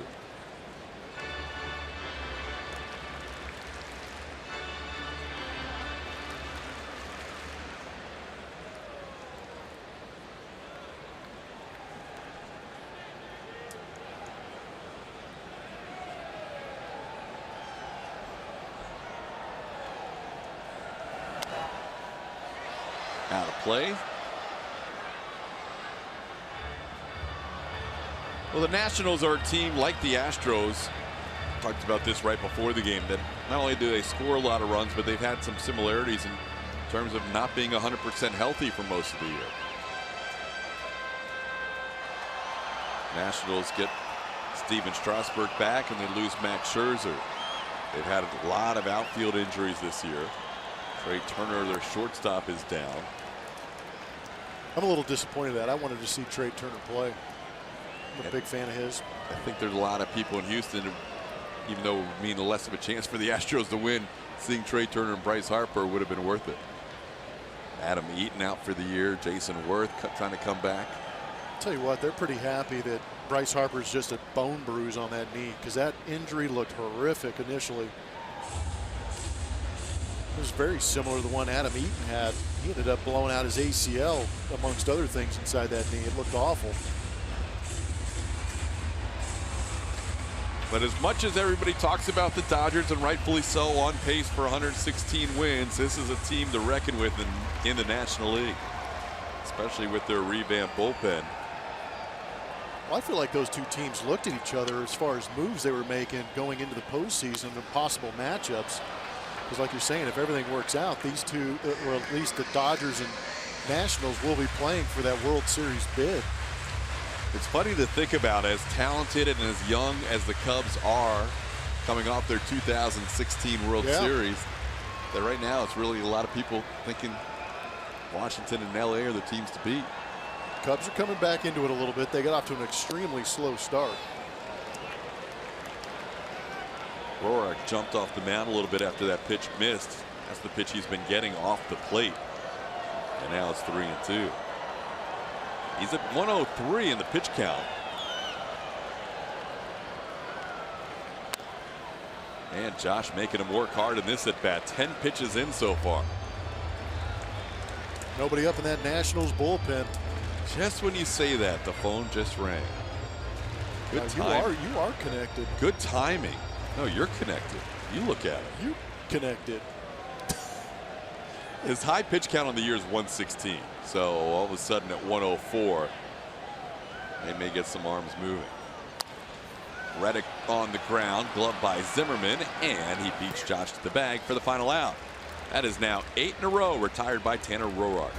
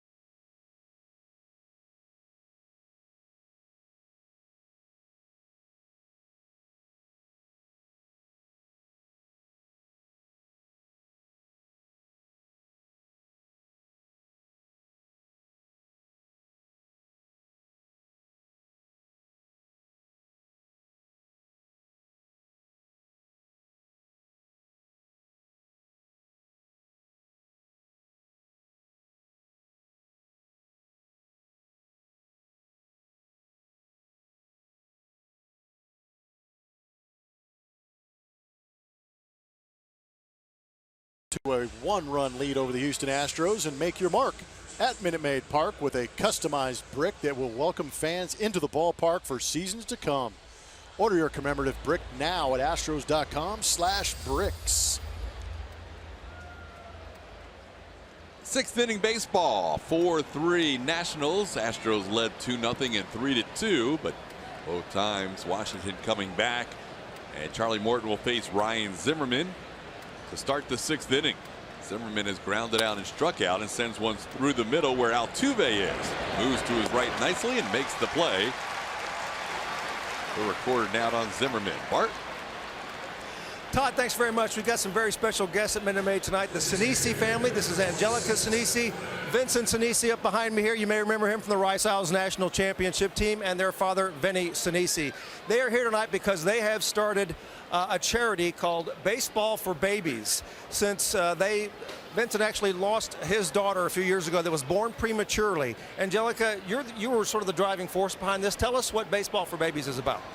My niece passed away 9 years ago, and I didn't really know how to channel what happened, and so I decided if I couldn't save Mackenzie, I would save all the babies like her. So we started a nonprofit called Baseball for Babies, and we raise awareness and funds and research for premature babies. My brother has played baseball his entire life, and so that's where the baseball comes from, and we just hope to get this nationally recognized throughout the MLB. So with your help, that's how we can have that happen. And Vincent, if I could talk to you real quick. First of all, very sorry for your loss of your daughter, but if you could just talk about what you believe that this charity will accomplish in terms of helping families who are at risk of going through what you went through. Absolutely. Angelica's done a great job with the foundation. It's really evolved over the past few years. It started at Rice, having a game out there every year. The Astros have given us a great opportunity here to sell tickets and help raise money for this awareness. And the goal is to hopefully one day get this involved in MLB and get the whole thing, get the whole league involved in it, and hopefully have a MLB Baseball for Babies Day. Is there a website fans can go to? Absolutely. It's baseballforbabies.org, and Angelica's info's on there. They can reach out to her if they want to donate. If they want to get involved, please get a hold of her and contact her, and she'll be willing to help out. Well, this is outstanding work by the entire Sinisi family to get this done. Again, baseballforbabies.org is the website. Thanks for being with us, everybody. Guys, back up to you. All right, nice job, Bart. Vincent, Angelica, Vinny, thank you very much. Baseballforbabies.org. What a great cause right there. It's 0-2 on Anthony Rendon after 2 quick outs from Charlie Morton in the 6th inning. Charlie seems to be better locked in this inning as he continues to work well out of the windup. Top 5 hitters in the lineup for the Nationals are just 1 for 15 against Morton tonight. That pitch just missed the corner. It's 1-2.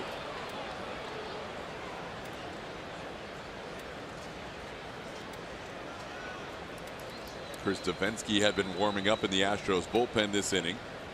Oliver Perez is warming up in the Nationals bullpen.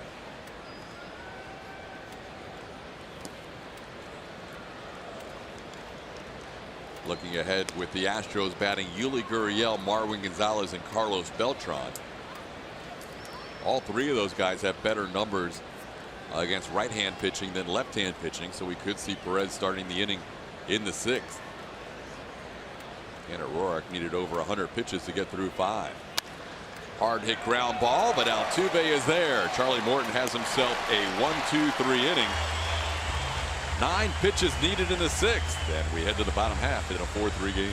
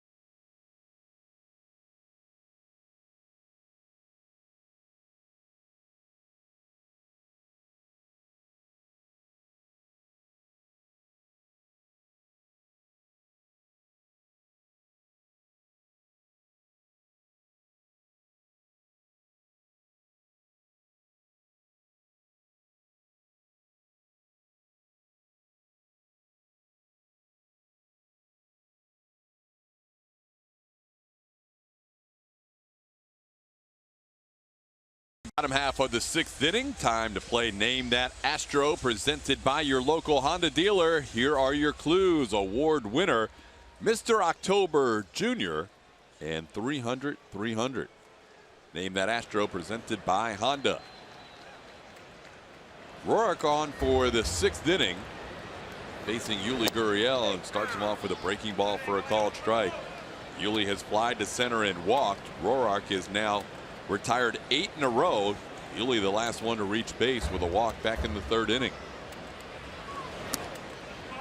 With his pitch count rising and a couple of switch hitters who have hit better this year as lefties, Oliver Perez is warming up in the bullpen.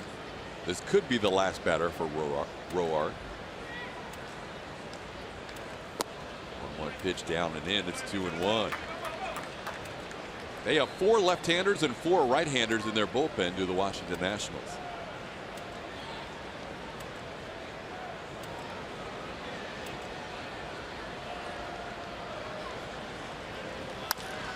On the ground towards 3rd. Rendon is there on one big hop, and Yuli is retired for out number 1.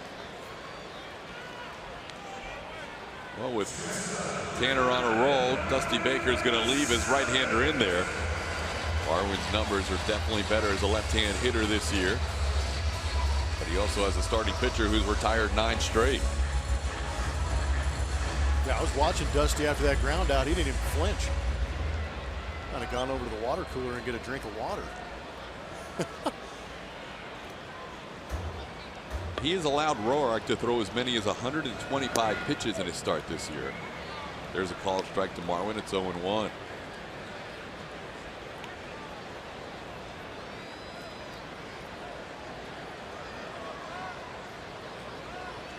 Sixth time this year he's been at 110 pitches or more. He's had Gonzalez twice on strikeouts, both times, actually one time swinging, one time looking. It's 1-1 to count to Marwin. So we talked about Roark mixing it up as far as getting away from the fastball.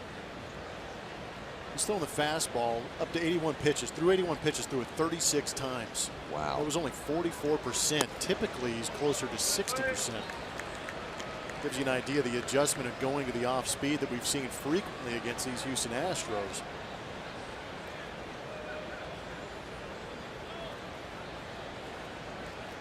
That's probably around the lowest percentage of fastballs this season for Roark. 2-1 pitch, another breaking ball. He goes to the curve there. It's 2-2. He has thrown the curve and changeup more this year than at any point in his career. Good look at that curve ball. Getting the swing over the top from Marwin.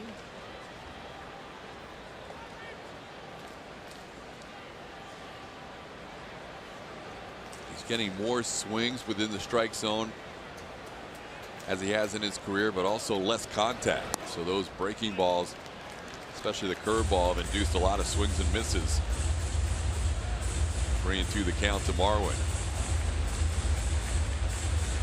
Could be a batter-to-batter thing if Roark gives up a walk here. We could see Carlos Beltran get turned around.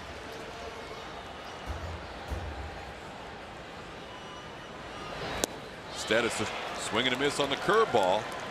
Down goes Gonzalez. That is 7 strikeouts and 10 in a row sent down by Tanner Roark. And with Beltran due up, out comes Dusty Baker. 3 of those 7 punch-outs were on the curveball also. Been a huge pitch for him tonight. He's hiding the baseball from him.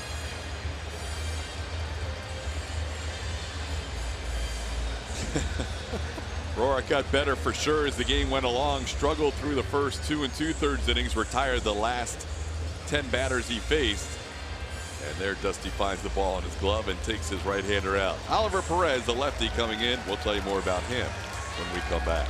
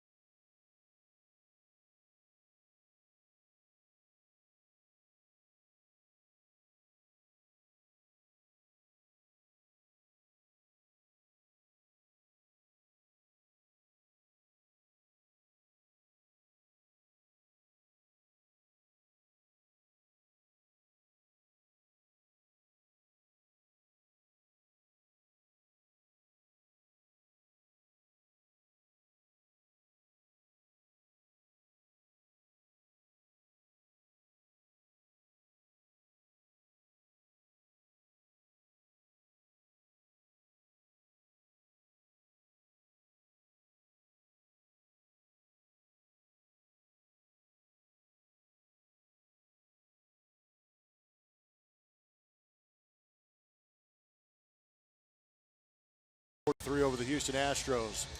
Be a part of Keuchel's Corner presented by Houston Methodist this Thursday as he takes on Steven Strasburg and the Nationals. The special ticket package gets you a ticket, beard, and exclusive t-shirt. Visit astros.com/Keuchel's Corner or call 1-877-9-ASTROS. 8 of the first 14 reached against the starting pitcher Tanner Roark, and then the last 10 he retired in order, and now he turns the ball over with 2 outs and nobody on to Oliver Perez. Ex-Astro Oliver Perez pitched with the Houston Astros after being traded over in 2015. Brings a little bit of the funk with him. As far as the delivery, he also has several pitches to mix in there. This year, just primarily fastball slider. There's that slider around 79-80. See, the one hit for Carlos was a home run against Oliver Perez. Fastball comes in around 93. He does that little hesitation occasionally. Carlos just missed an extra base hit as he rips that one foul down the line. It's 0-2. Carlos batting right-handed for the first time, doubled off the wall in left field and grounded out against the starter Roark.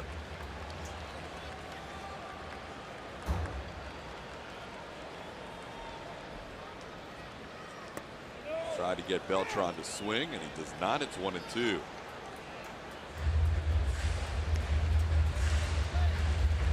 Veteran bullpen for the Washington Nationals. They have 36-year-old Oliver Perez in the game now. No one in the bullpen is younger than 28 years old. Perez and Joe Blanton, 36. Pop up on the infield. Rendon and Defoe converge. It's the shortstop Defoe who makes the play. And that'll do it for the Astros in the 6th inning. We head to the 7th in a 4-3 Nationals lead.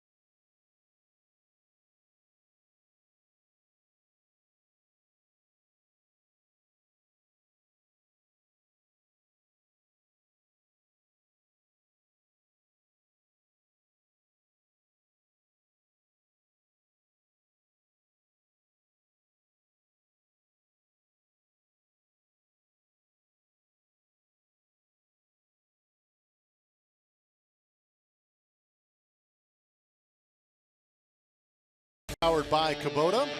Looking at the Astros bullpen, Frankie Tuesday doing a very good job of late. And in this month of August, you see 19 appearances for that bullpen. They have an ERA of 1.82. Batting average against them is 231. Seen some guys step up. Frankie Tuesday's been hot of late. Ken Giles obviously has been very hot of late, picking up saves in this month. But also Joe Musgrove for me has been a guy that's really exploded out of that bullpen and done a great job for A.J. Hinch, helping create length between Davinsky, Gregerson, and Giles. In this one-run game, it's now turned over to the bullpens. At the beginning of the year, you would say huge advantage Astros. At this point of the season, with the roster moves that the Nationals have made, it's a little closer. Matt Wieters leads off, bottom third of the order. Bottom third of the order is the one area, as you look at Charlie Morton's line on the night, that gave him problems. So there's a little soft serve flare into left field that Derek Fisher will get to and make the play right on the foul line for out number 1. First 6 hitters in the lineup tonight against Charlie Morton went 2 for 18. The bottom third of the lineup, Wieters, Defoe, and Taylor, went 3 for 5 with a walk. Now they turn it over to Devo. Still good numbers, even though he hasn't been that electric Davinsky that we've become accustomed to early in the season. Still trying to work himself back into form. Everybody slumps and everybody makes adjustments. But I thought it was real interesting to watch the Nationals. Obviously, one of the weaknesses were in that bullpen as far as depth, and especially at that back end. They went out, didn't make a huge move, but I mean, picking up Sean Doolittle and Ryan Madsen were solid efforts. It's paid off too. And they wanted to get 1 or 2 guys. They ended up getting 3. Yeah, that other guy is pretty darn good. Brandon Kinsler, all-star from the Minnesota Twins, as the Devo hats are out. We had some delivered to the booth the other day. Did you see them? Somebody may have made off with them. I was holding on to that astronaut helmet too tight. Defoe tried to hold up, but he went around. He tries to have a word at home plate, but he was guilty as soon as that ball was in the dirt. And that is a strikeout for Davinsky as he strikes out Defoe. 7 strikeouts in the game for the Astros staff, and the first for Devo. He went.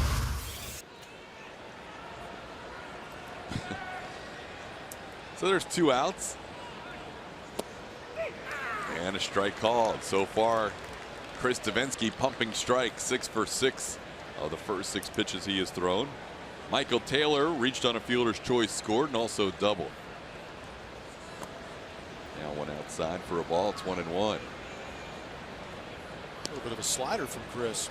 We haven't seen too many of those in recent outings. Really focusing on fastball and changeup command.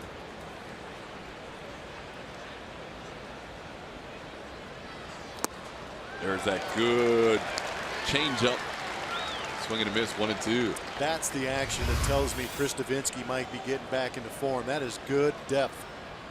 By depth, it's that downward break. You could almost see it on the face of Michael Taylor. He was like, wow. He's on that fastball. It's 1-2. So he's on the fastball at 95, and there's 2 strikes in the count. You could almost guarantee what's coming next. That's what Devo, when he's going good, he'll elevate that fastball, speed the hands and the eyes up, and then slow him down with the COD. There it is. He got a piece, though. Taylor stays alive.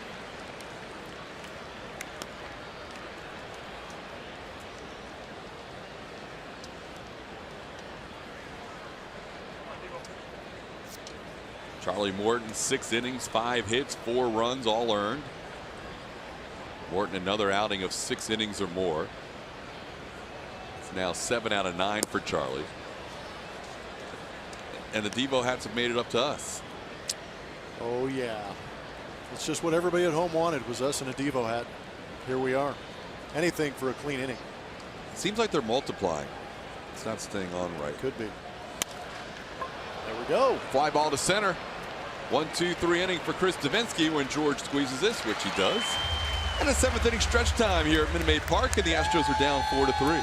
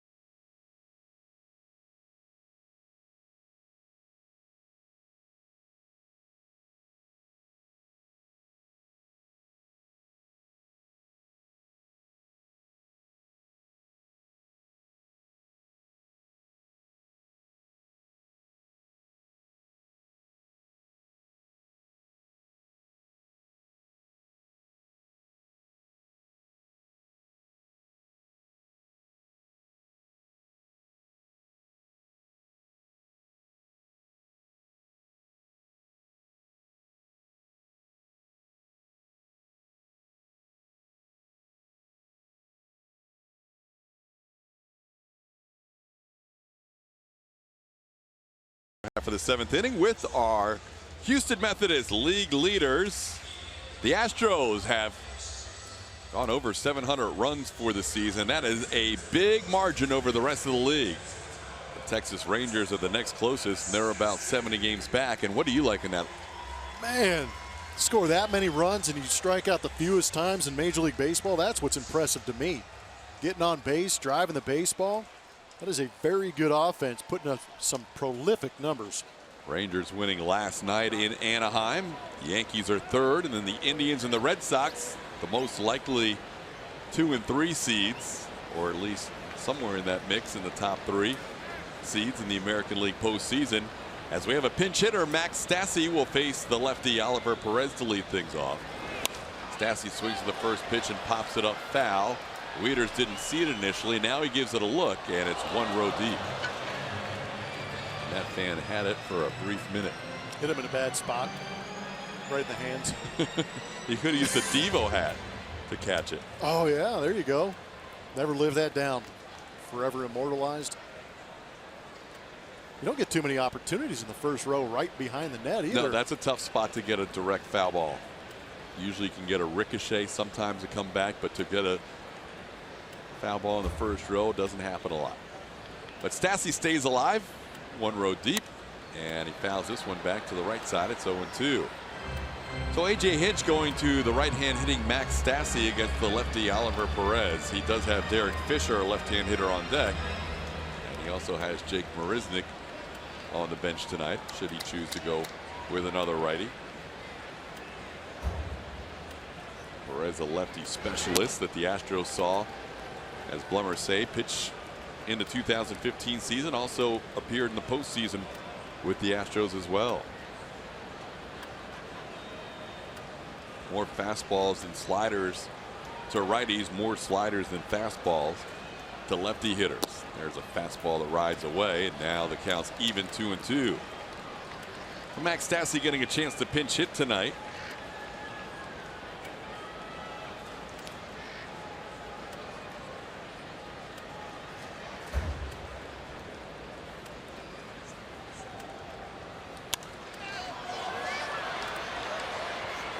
This was playable for Wieters, and Stassi fouls out for the first out. Stassi's first pinch hit appearance this year. We mentioned there was the possibility with Jake Marisnick on the bench of seeing back-to-back right-handed pinch hitters. Instead, it's going to be J.D. Davis.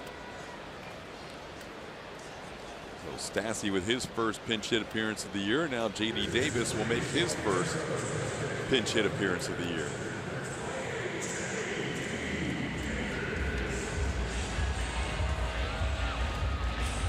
Might have been a little bit different if there was a runner on first base. Maybe bring in Jake. Here comes Dusty Baker with the announced pinch hitter. He had bullpen action up. He usually likes to see Oliver Perez face lefties. He had Carlos Beltran turned around. He had a pinch hitter for Juan Centeno. And now with J.D. Davis announced, he's going back to his bullpen, and we'll tell you about the new reliever when we come back.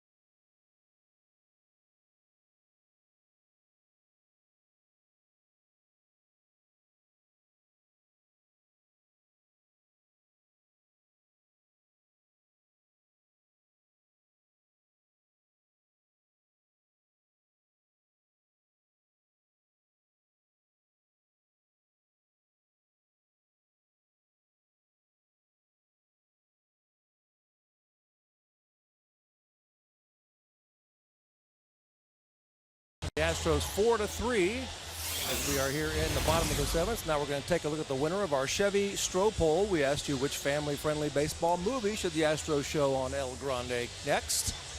And just as I predicted, guys, Field of Dreams, 47%. Your big influence. Makes perfect sense. Listen to Bart.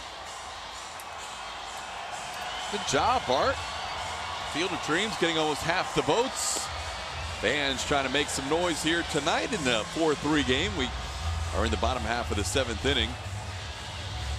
J.D. Davis was announced as the pinch hitter, and with that, Dusty Baker went to the bullpen to replace Oliver Perez with another 36-year-old. This is Joe Blanton. 2 days ago, Joe pitched against the San Diego Padres, picked up his 5th hold, going a third of an inning with a punch out. See on the season, the ERA 6.75, that opponent batting average at 307. A real opportunity if the Astros get some good pitches to hit, get back in this ball game, maybe take the lead. Well, J.D. Davis, his first major league pinch hit appearance. He's still looking for his first major league home run. Facing the right-hander Joe Blanton. Like your positive thoughts, Todd. Took a swing for it. He did. That's a big rip. Well, I was looking at the Texas League home run leaders. You would look at it. J.D. Davis hasn't played a game in the Texas League in 5 weeks. Still leading? Still leading in home runs. How about that? July 18th was his last game with Corpus Christi. He's got 21, and the next closest has 19. But he's down in the count here, 0-2 on the veteran Joe Blanton. Blanton, when he gets ahead of the count, especially against righties, will throw a heavy percentage of sliders. Instead, he throws the fastball up and away. It's 1-2. In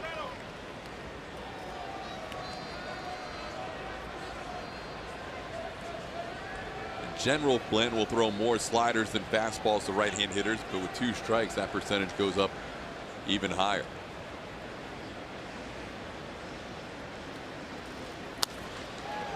Staying with the fastball, and J.D. fouls it off. J.D. getting a chance to pinch hit at the big league level right after Max Stassi got his first pinch hit of the season.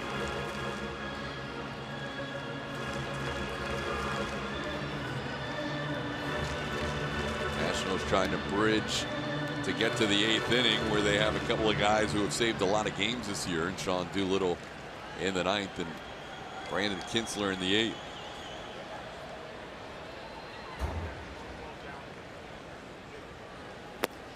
There's that slider finally, and J.D. lays off. It's 2-2.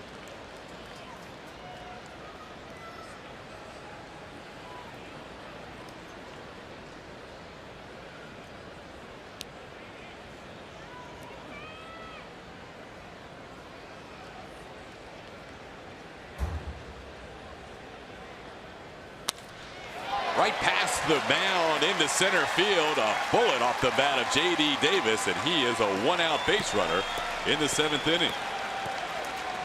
Man, oh man, watch your soup coolers. That is coming right back at you. Return to sender with that one, just over the head. This would be an unbelievable look at it coming right back at him. Thankfully, no contact and a solid base hit to center field for J.D. Davis. It's a nice pinch hit appearance there, down in the count 0-2. Working the count back to 2-2, and then hitting that rocket through the middle. Now he represents a tie game, and George Springer represents the go-ahead run. We saw the numbers, 307 average coming into this ball game against Blanton. A real opportunity for the Astros to create some traffic and possibly drive a couple in.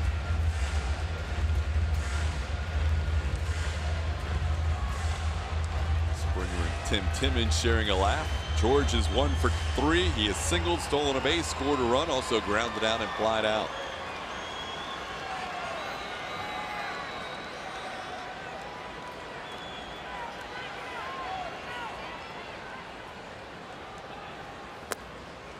Low ball 1. 9 home runs allowed in 33 1/3 innings for Joe Blanton. George has only got 1 home run since coming off the DL, correct? Yes. His 28th of the year.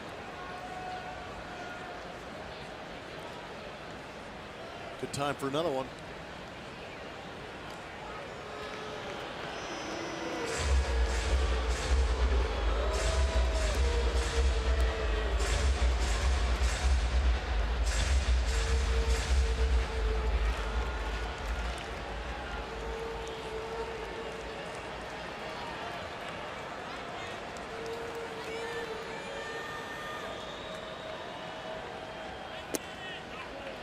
Blanton is prone to the home run ball. Last time he pitched exclusively in the American League was in 2013. And with the Angels that year, he allowed 29 home runs in 132 2/3 innings. Mentioned this year 9 home runs in 33 plus innings. And he's down the count 2-0 to George Springer.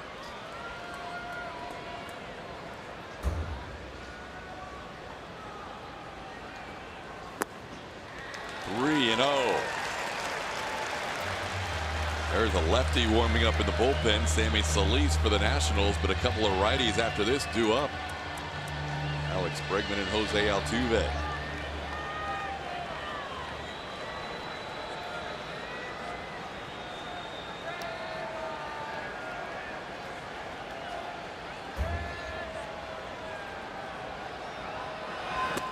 Ball 4, 4-pitch walk, and the Astros have the 2 runners on. Tying run at second, the go-ahead run at first.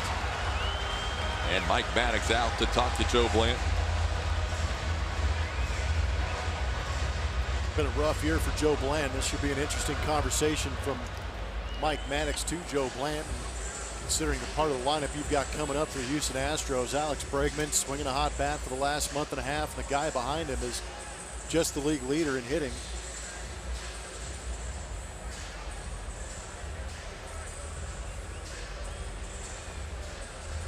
And right now you like your chances with Bregman doing some damage as good as he's been lately.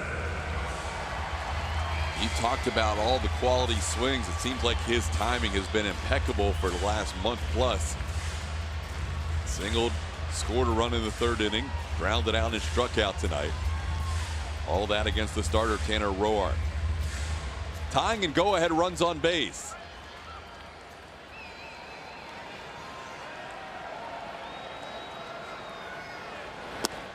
There's a strike on the corner, 0-1.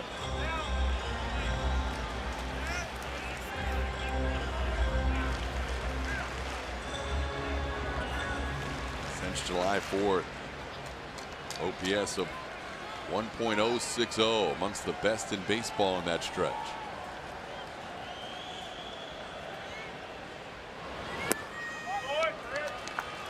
Stayed with the slider, missed. It's 1-1.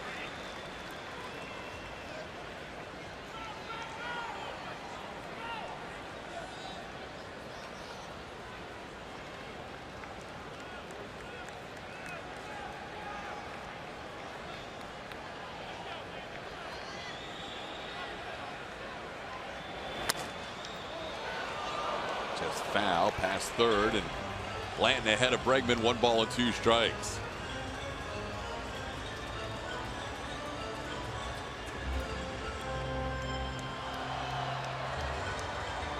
Blanton last year pitched for the Dodgers. The year before, split time between the Royals and the Pirates. And a lot of years with Oakland as well as Philadelphia.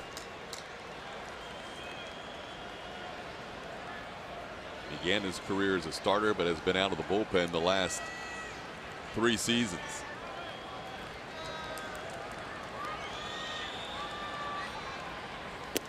Bregman tried to hold up, and he went around. Bregman goes down swinging.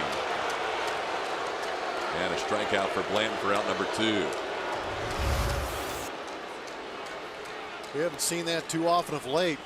The indecision and the punch out from Alex Bregman. Well, that'll bring up Jose Altuve. Altuve still looking for his first hit tonight. Last time he faced Joe Blanton, he hit a home run.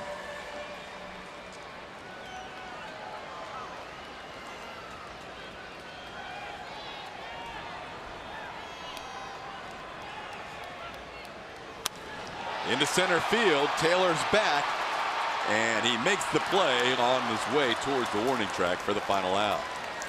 Single to walk, 2 men left on base. We are through 7 in a 1-run game.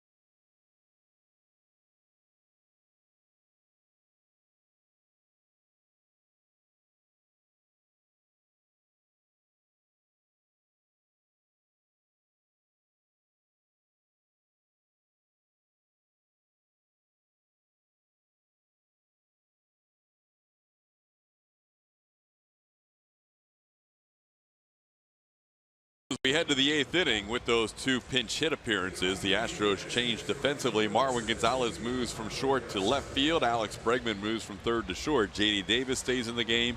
He's at third base. Max Stassi stays in the game behind the plate. And back for his 2nd inning of work is Chris Davinsky.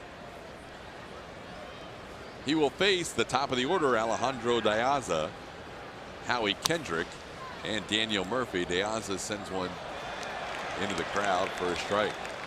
And a young fan with a nice catch in the first row. No, he made that look easy. Well prepared with the glove.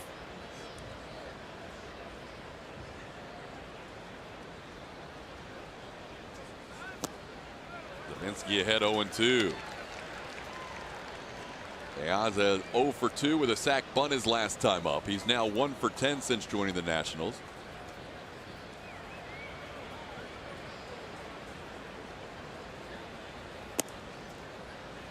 Up and in, it's 1-2.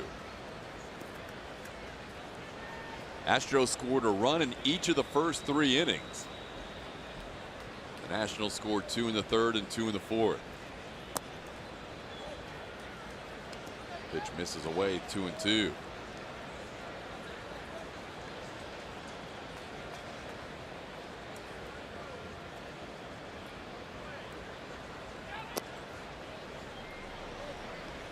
Now after getting ahead 0-2, Davinsky has a 3-2 count. Chris with a very strong 7th went through the bottom 3rd of the order in 1-2-3 fashion. And he uses that changeup to get Diaza swinging and shaking his head on his way back to the dugout. 2nd strikeout for Devo. Time now for the Unlimited Baseball Break, brought to you by T-Mobile. Playoff projections for some of the contenders. Dodgers 100%.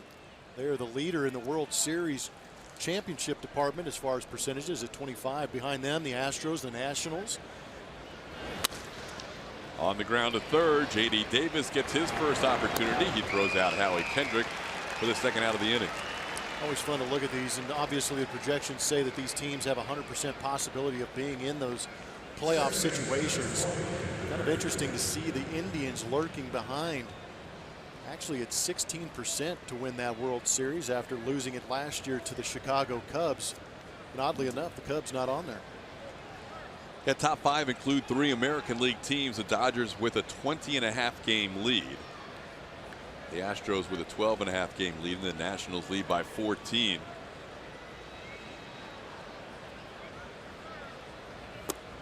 As tough a year as it's been for the other 4 teams in the AL West, barely above 500 for the next best team after the Astros. It's even worse in the NL East. Yeah. Pretty bad. Nobody's at 500 other than the Nationals. Line drive, and Marwin comes in and makes a nice play as Devo goes through 6 batters and retires all 6. Astros down 4-3 heading to the bottom of the 8th.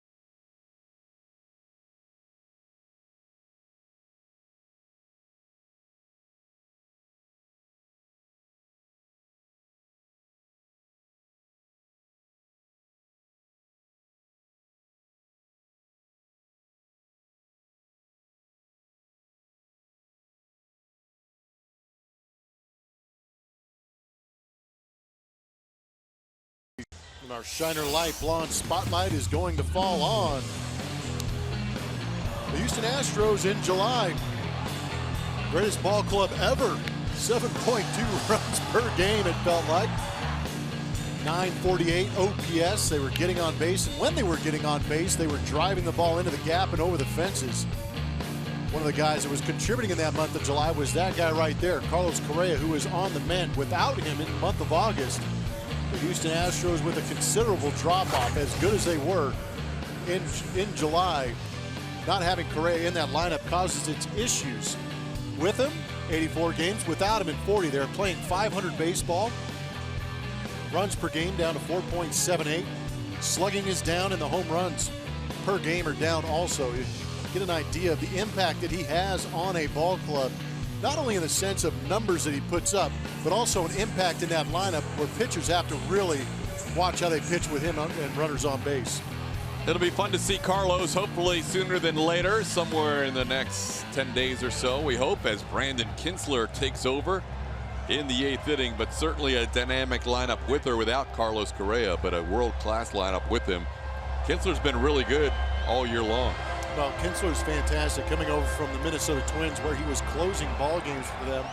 28 saves on the season, that whip right at 1.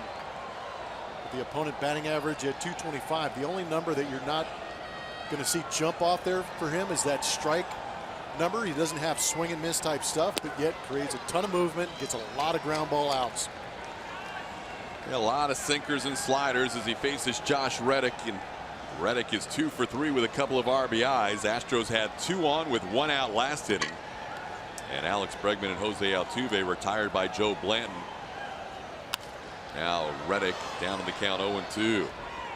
Kinsler's going to throw a lot of strikes. He's going to get a lot of ground balls. He's not, as Blummer said, necessarily a strikeout pitcher. But he tries to induce some weak contact with that heavy dose of sinkers, and then to lefties it's pretty much all that sinker, and righties will mix in that slider occasionally. Josh lays off. It's 1-2. He gets outs. If you get the strikeout, just under 16% of the time. He gets outs on the ground ball, almost 56% of the time. It's pretty good. Yeah, he's amongst the league leaders in that ground ball percentage. Best in the bullpen. And at some point, Dusty said he'll let him close games. Here's a little flare in the left field for a base hit. Josh Reddick off the end of the bat with a base hit. Reddick is now 3 for 4, and he's turning this place into Wooston. I tell you what, if they can just imagine Kinsler in that Minnesota uniform, it'll be a good night for the Houston Astros because they pummeled that Minnesota bullpen. But a good start right here late off the end of the bat. That's staying on the sinker from Kinsler. Able to shoot it over the head of Rendon. Josh with a 3-hit night has 3 of the Astros' 8 hits. And here is Yuli Gurriel. Yuli 0 for 2 with a walk.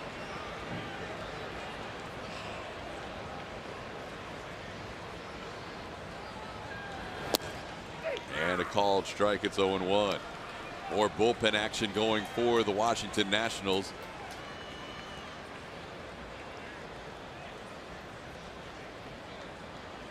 Sean Doolittle, who's been closing games for them, is warming up in the 8th inning tonight. Hard hit ground ball past Defoe into left field. Astros have the first 2 runners on in the bottom of the 8th, down 1. That'll be a base hit for Yuli. Amongst the league leaders in exit velocity, turns shortstop into a hot corner. Defoe didn't know what to do right here. I actually thought he had an opportunity, kind of alligator armed it a little bit. But that was a bullet going past Defoe into left field. That'll bring up Marwin Gonzalez. One of the reasons Sean Doolittle may be warming in this inning is after Marwin bats, Carlos Beltran has absolutely owned Brandon Kinsler in his career. There was 108.2 miles an hour off the bat of Yuli Gurriel. Pena. La Pena is La Línea. Marwin batted with the bases loaded in the 3rd inning and struck out. Around the bunt, takes a pitch down and into the feet. It's 1-0. That was an exciting take.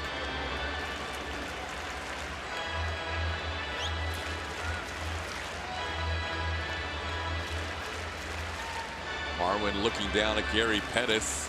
Interesting decision here. Do you try and bunt the runners into scoring position, or do you let your RBI leader take some hacks? That's the interesting part of seeing your RBI leader with the tying run at second base trying to sack bunt. He's around again. Bunted towards 3rd. Rendon's going to barehand it and make the throw to Murphy covering. Perfect bunt by Marwin. Almost turned into a hit. And now the tying runs at 3rd. The go-ahead runs at 2nd. And these fans are getting into it. Small ball puts that game-winning run at second base. The other thing to think about there is with Beltran's success against Kinsler, Dusty Baker was not going to let Kinsler face Carlos Beltran. So he will intentionally walk. Well, there's a couple of things here, too. Obviously, you walk him because he has great numbers against Kinsler. Number 2, you put him at first base, and now you've got a force play at any base, and we know that Kinsler is a very good ground ball pitcher. So an opportunity here for that double play, possibly. We've also got Max Stassi, who came in this game late, making his 2nd AB of this ball game. Stassi with a chance to be a hero. Beltran against Kinsler 5 for 5 with 2 doubles and a home run and a walk. How do you not challenge him? Some would say the odds were in Kinsler's favor. Stassi popped up as a pinch hitter his last time up. Swing and a miss. Going back to the decision to bunt Marwin, I think if Marwin had been in one of his hot streaks like he's been so often this year, he probably hits him there. No, I agree. And AJ's managing ahead of the game. And what he was thinking is if I move these runners over, it opens up first base.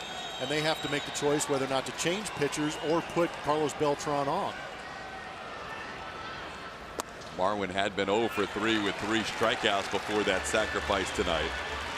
And just 3 for 22 on this homestand. And it also moved that winning run 90 feet closer, putting Yuli Gurriel at second base for a base hit, possibly scores that go-ahead run. It's been a season filled with different heroes. Now a chance for Max Stassi. Foul tip, 1-2.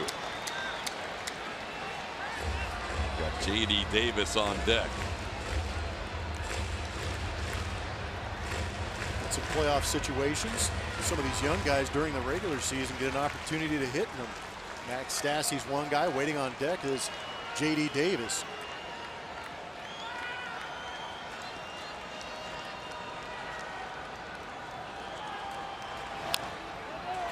Stassi fouls one off his foot.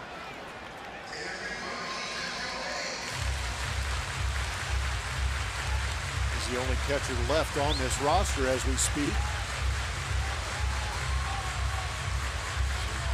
Sure, they'll let Max take his time, walk that off.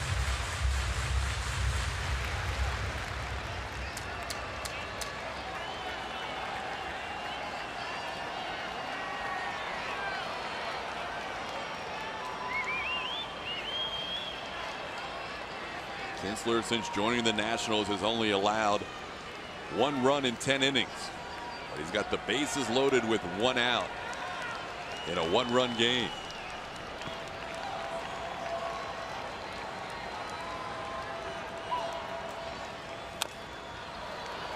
He stays alive. Pretty good pitch to hit, but in 2-strike count, you're in defense mode. Earlier in the count, he may have driven that.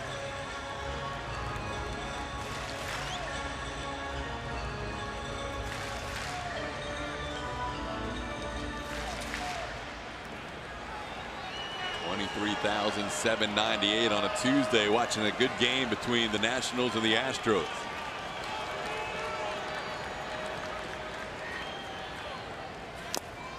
Staying alive again.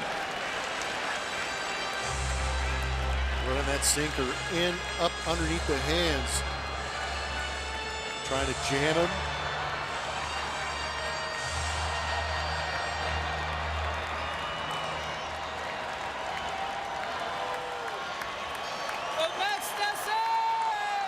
Seventh pitch of the at-bat.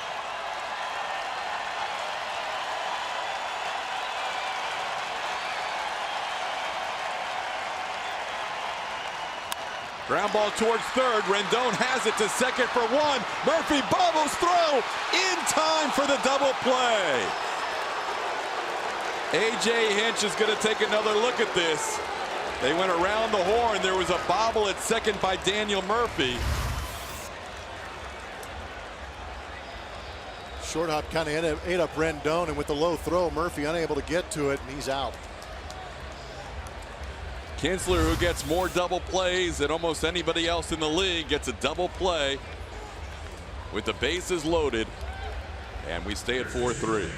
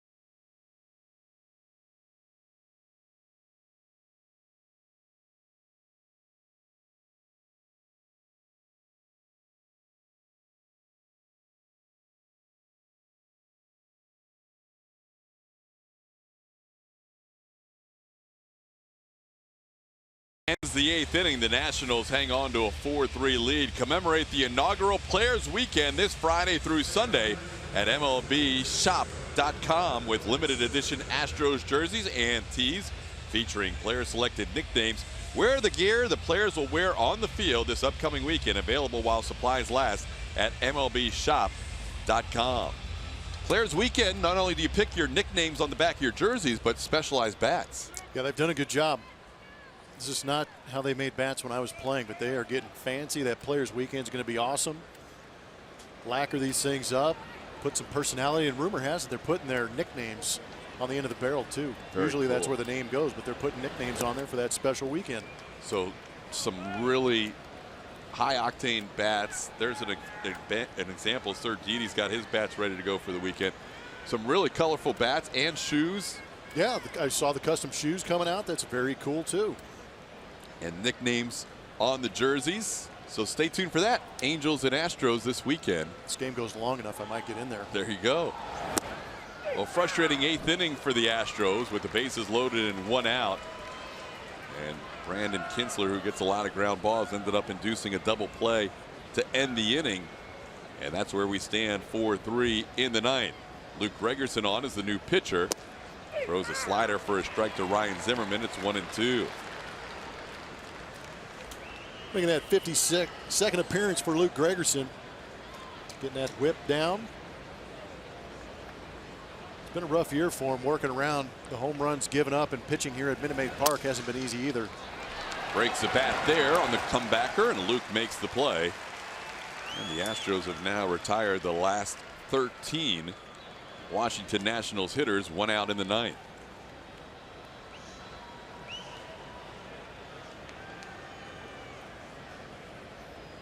Top 5 in the lineup are not doing a whole lot for the Nationals, but the bottom third of the order really did most of the damage. Howie Kendrick did drive in a couple of runs, but that's the only hit of the first 5 hitters. So far 1 for 19 on the night. Here's Adam Lynn.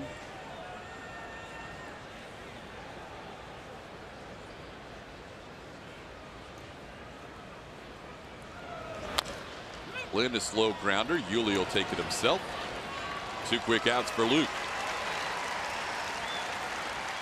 Time to name that Astro, presented by your local Honda dealer. Award winner, Mr. October Jr., 300-300. You have this one? Oh yeah, it was easy. Carlos Beltran. With that massive 2004. He's got 16 career postseason home runs. Rookie of the Year back in '99 and 435 homers to go along with 312 steals. 40-year-old Carlos Beltran, who was intentionally walked in the bottom of the 8th. That set up the potential for the double play. Here's Anthony Rendon. Rendon 1 for 3, a double, a run scored. Looking ahead to the Astros in the 9th. They will have J.D. Davis leading off, and then the top of the order, George Springer and Alex Bregman. Sean Doolittle, the closer for the Nationals, has been warming up and is ready to go.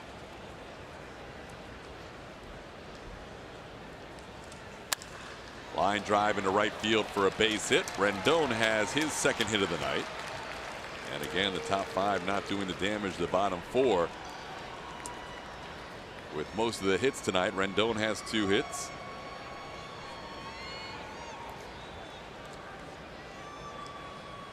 And that'll bring up Matt Wieters. Wieters, the difference in this game right now. He hit a 2-run home run to almost straightaway center field. Came with 2 outs, and following a Rendon double, all the Nationals runs scoring on 2 big swings, a triple by Kendrick and a home run by Wieters. There's a strike. It's 0-1.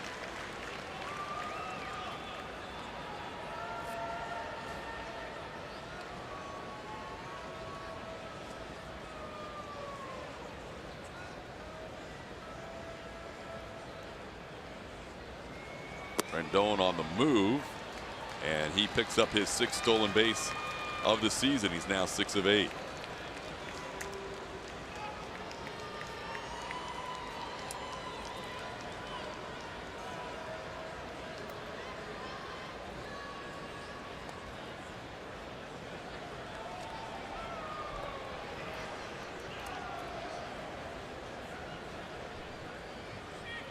Well, they're not going to give him a steal on that. Wow. In a 1-run game, that's unusual. So fielder's indifference, no steal. And a count of 1-1 on Matt Wieters. call that just because nobody made an attempt to throw? Guess so. Local guy who had a day named in his honor back in 2010 or 11. Yeah, forget him. Yeah. Not giving him anything else. No love. 2-1 to count to Wieters. That Wieters home run in the 4th inning was his first hit on this road trip. He is 1 for 11 on this trip. 4 games in San Diego and the first of 3 in Houston tonight.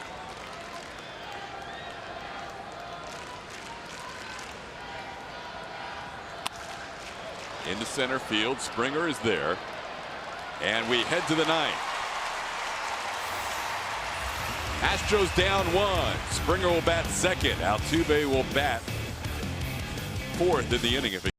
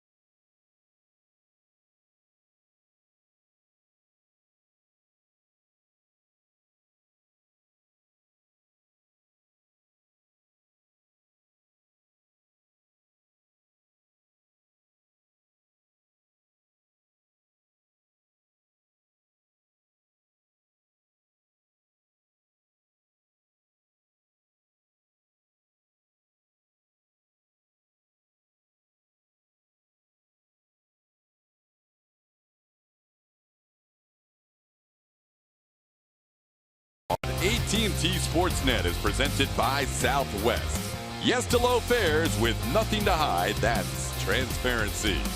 And by Toyota. Let's go places. We are heading to the bottom half of the 9th inning. It is a 4-3 Nationals lead. The Astros will have J.D. Davis. Then the top of the order, George Springer, Alex Bregman. If they get a runner on, Jose Altuve. Facing a guy who has been really good all year, but especially since coming to the Nationals, Sean Doolittle. This is a guy the Astros know well, coming over from the Oakland A's. 38 games at 1-0 record, 14 saves out of 15 opportunities. That whip is well under 1. Throws extremely hard and keeps lefties down. He is 11 for 11 in saves since coming over to the Washington Nationals. Doolittle acquired along with Ryan Madsen, who's currently on the disabled list from the Oakland A's. And they, along with Brandon Kinsler, have made a big impact on this bullpen. This bullpen, the last 30 days, 2nd lowest ERA in the National League. On the season for the first half of the year, they were at the very bottom of that category. But Doolittle will face all right-handed hitters, at least the first 4 in this inning. Fastball, swing and a miss, and a big cut by J.D. It's 0-1. Doolittle is 1-3 against these Houston Astros in his career, 4.22 ERA. He's given up 3 bombs.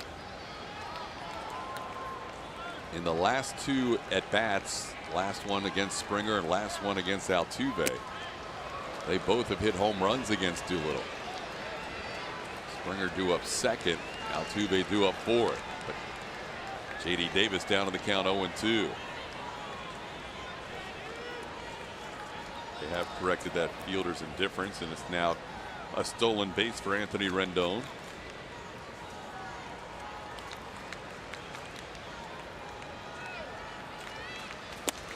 Three pitches and a strikeout. Doolittle climbs the ladder. Davis, who had a pinch hit single last time up, strikes out here in the 9th. This is what Todd referenced. April 15th of this season. Doolittle blew the save that day. He went 2/3 of an inning, gave up 2 hits, two earned runs, one of them right there. With that bomb from George Springer. Jackie Robinson Day. Staying high up in the zone to Springer. It's 1-0. George 1 for 3, single, run scored, stolen base. Pop up on the infield.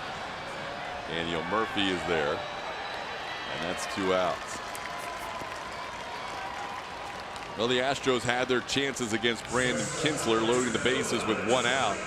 First and second, nobody out. Now down to their final out against Sean Doolittle.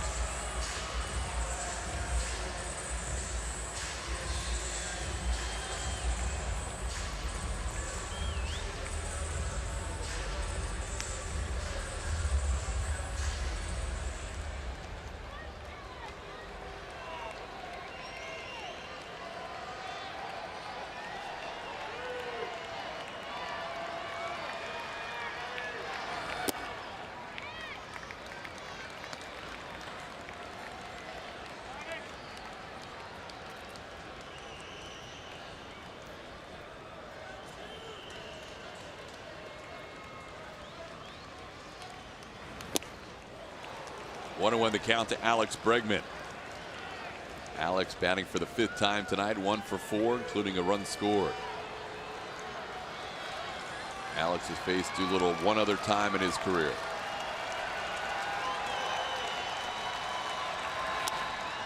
In the left field, falling quickly, and a diving effort and a final out. Howie Kendrick makes the play, and the Astros up early in this game, lose to the Washington Nationals 4-3. As the Nationals take the first game of this 3-game series, the Astros now 3-3 on the homestand. Player of the game is presented by Academy Sports and Outdoors. It's going to be Josh Reddick. Had himself a pretty good evening here at Minute Maid Park. First 2 base hits he got actually ended up being RBI hits for him. And his final AB in the 8th inning, he was able to get things started against Kinsler by going the other way on that sinker. 3 for 4, 2 RBIs for Josh Reddick on the night. So the revamped Washington Nationals bullpen getting the job done tonight as the Nationals win the opener of this game 4-3. Back with more, including the postgame show after this.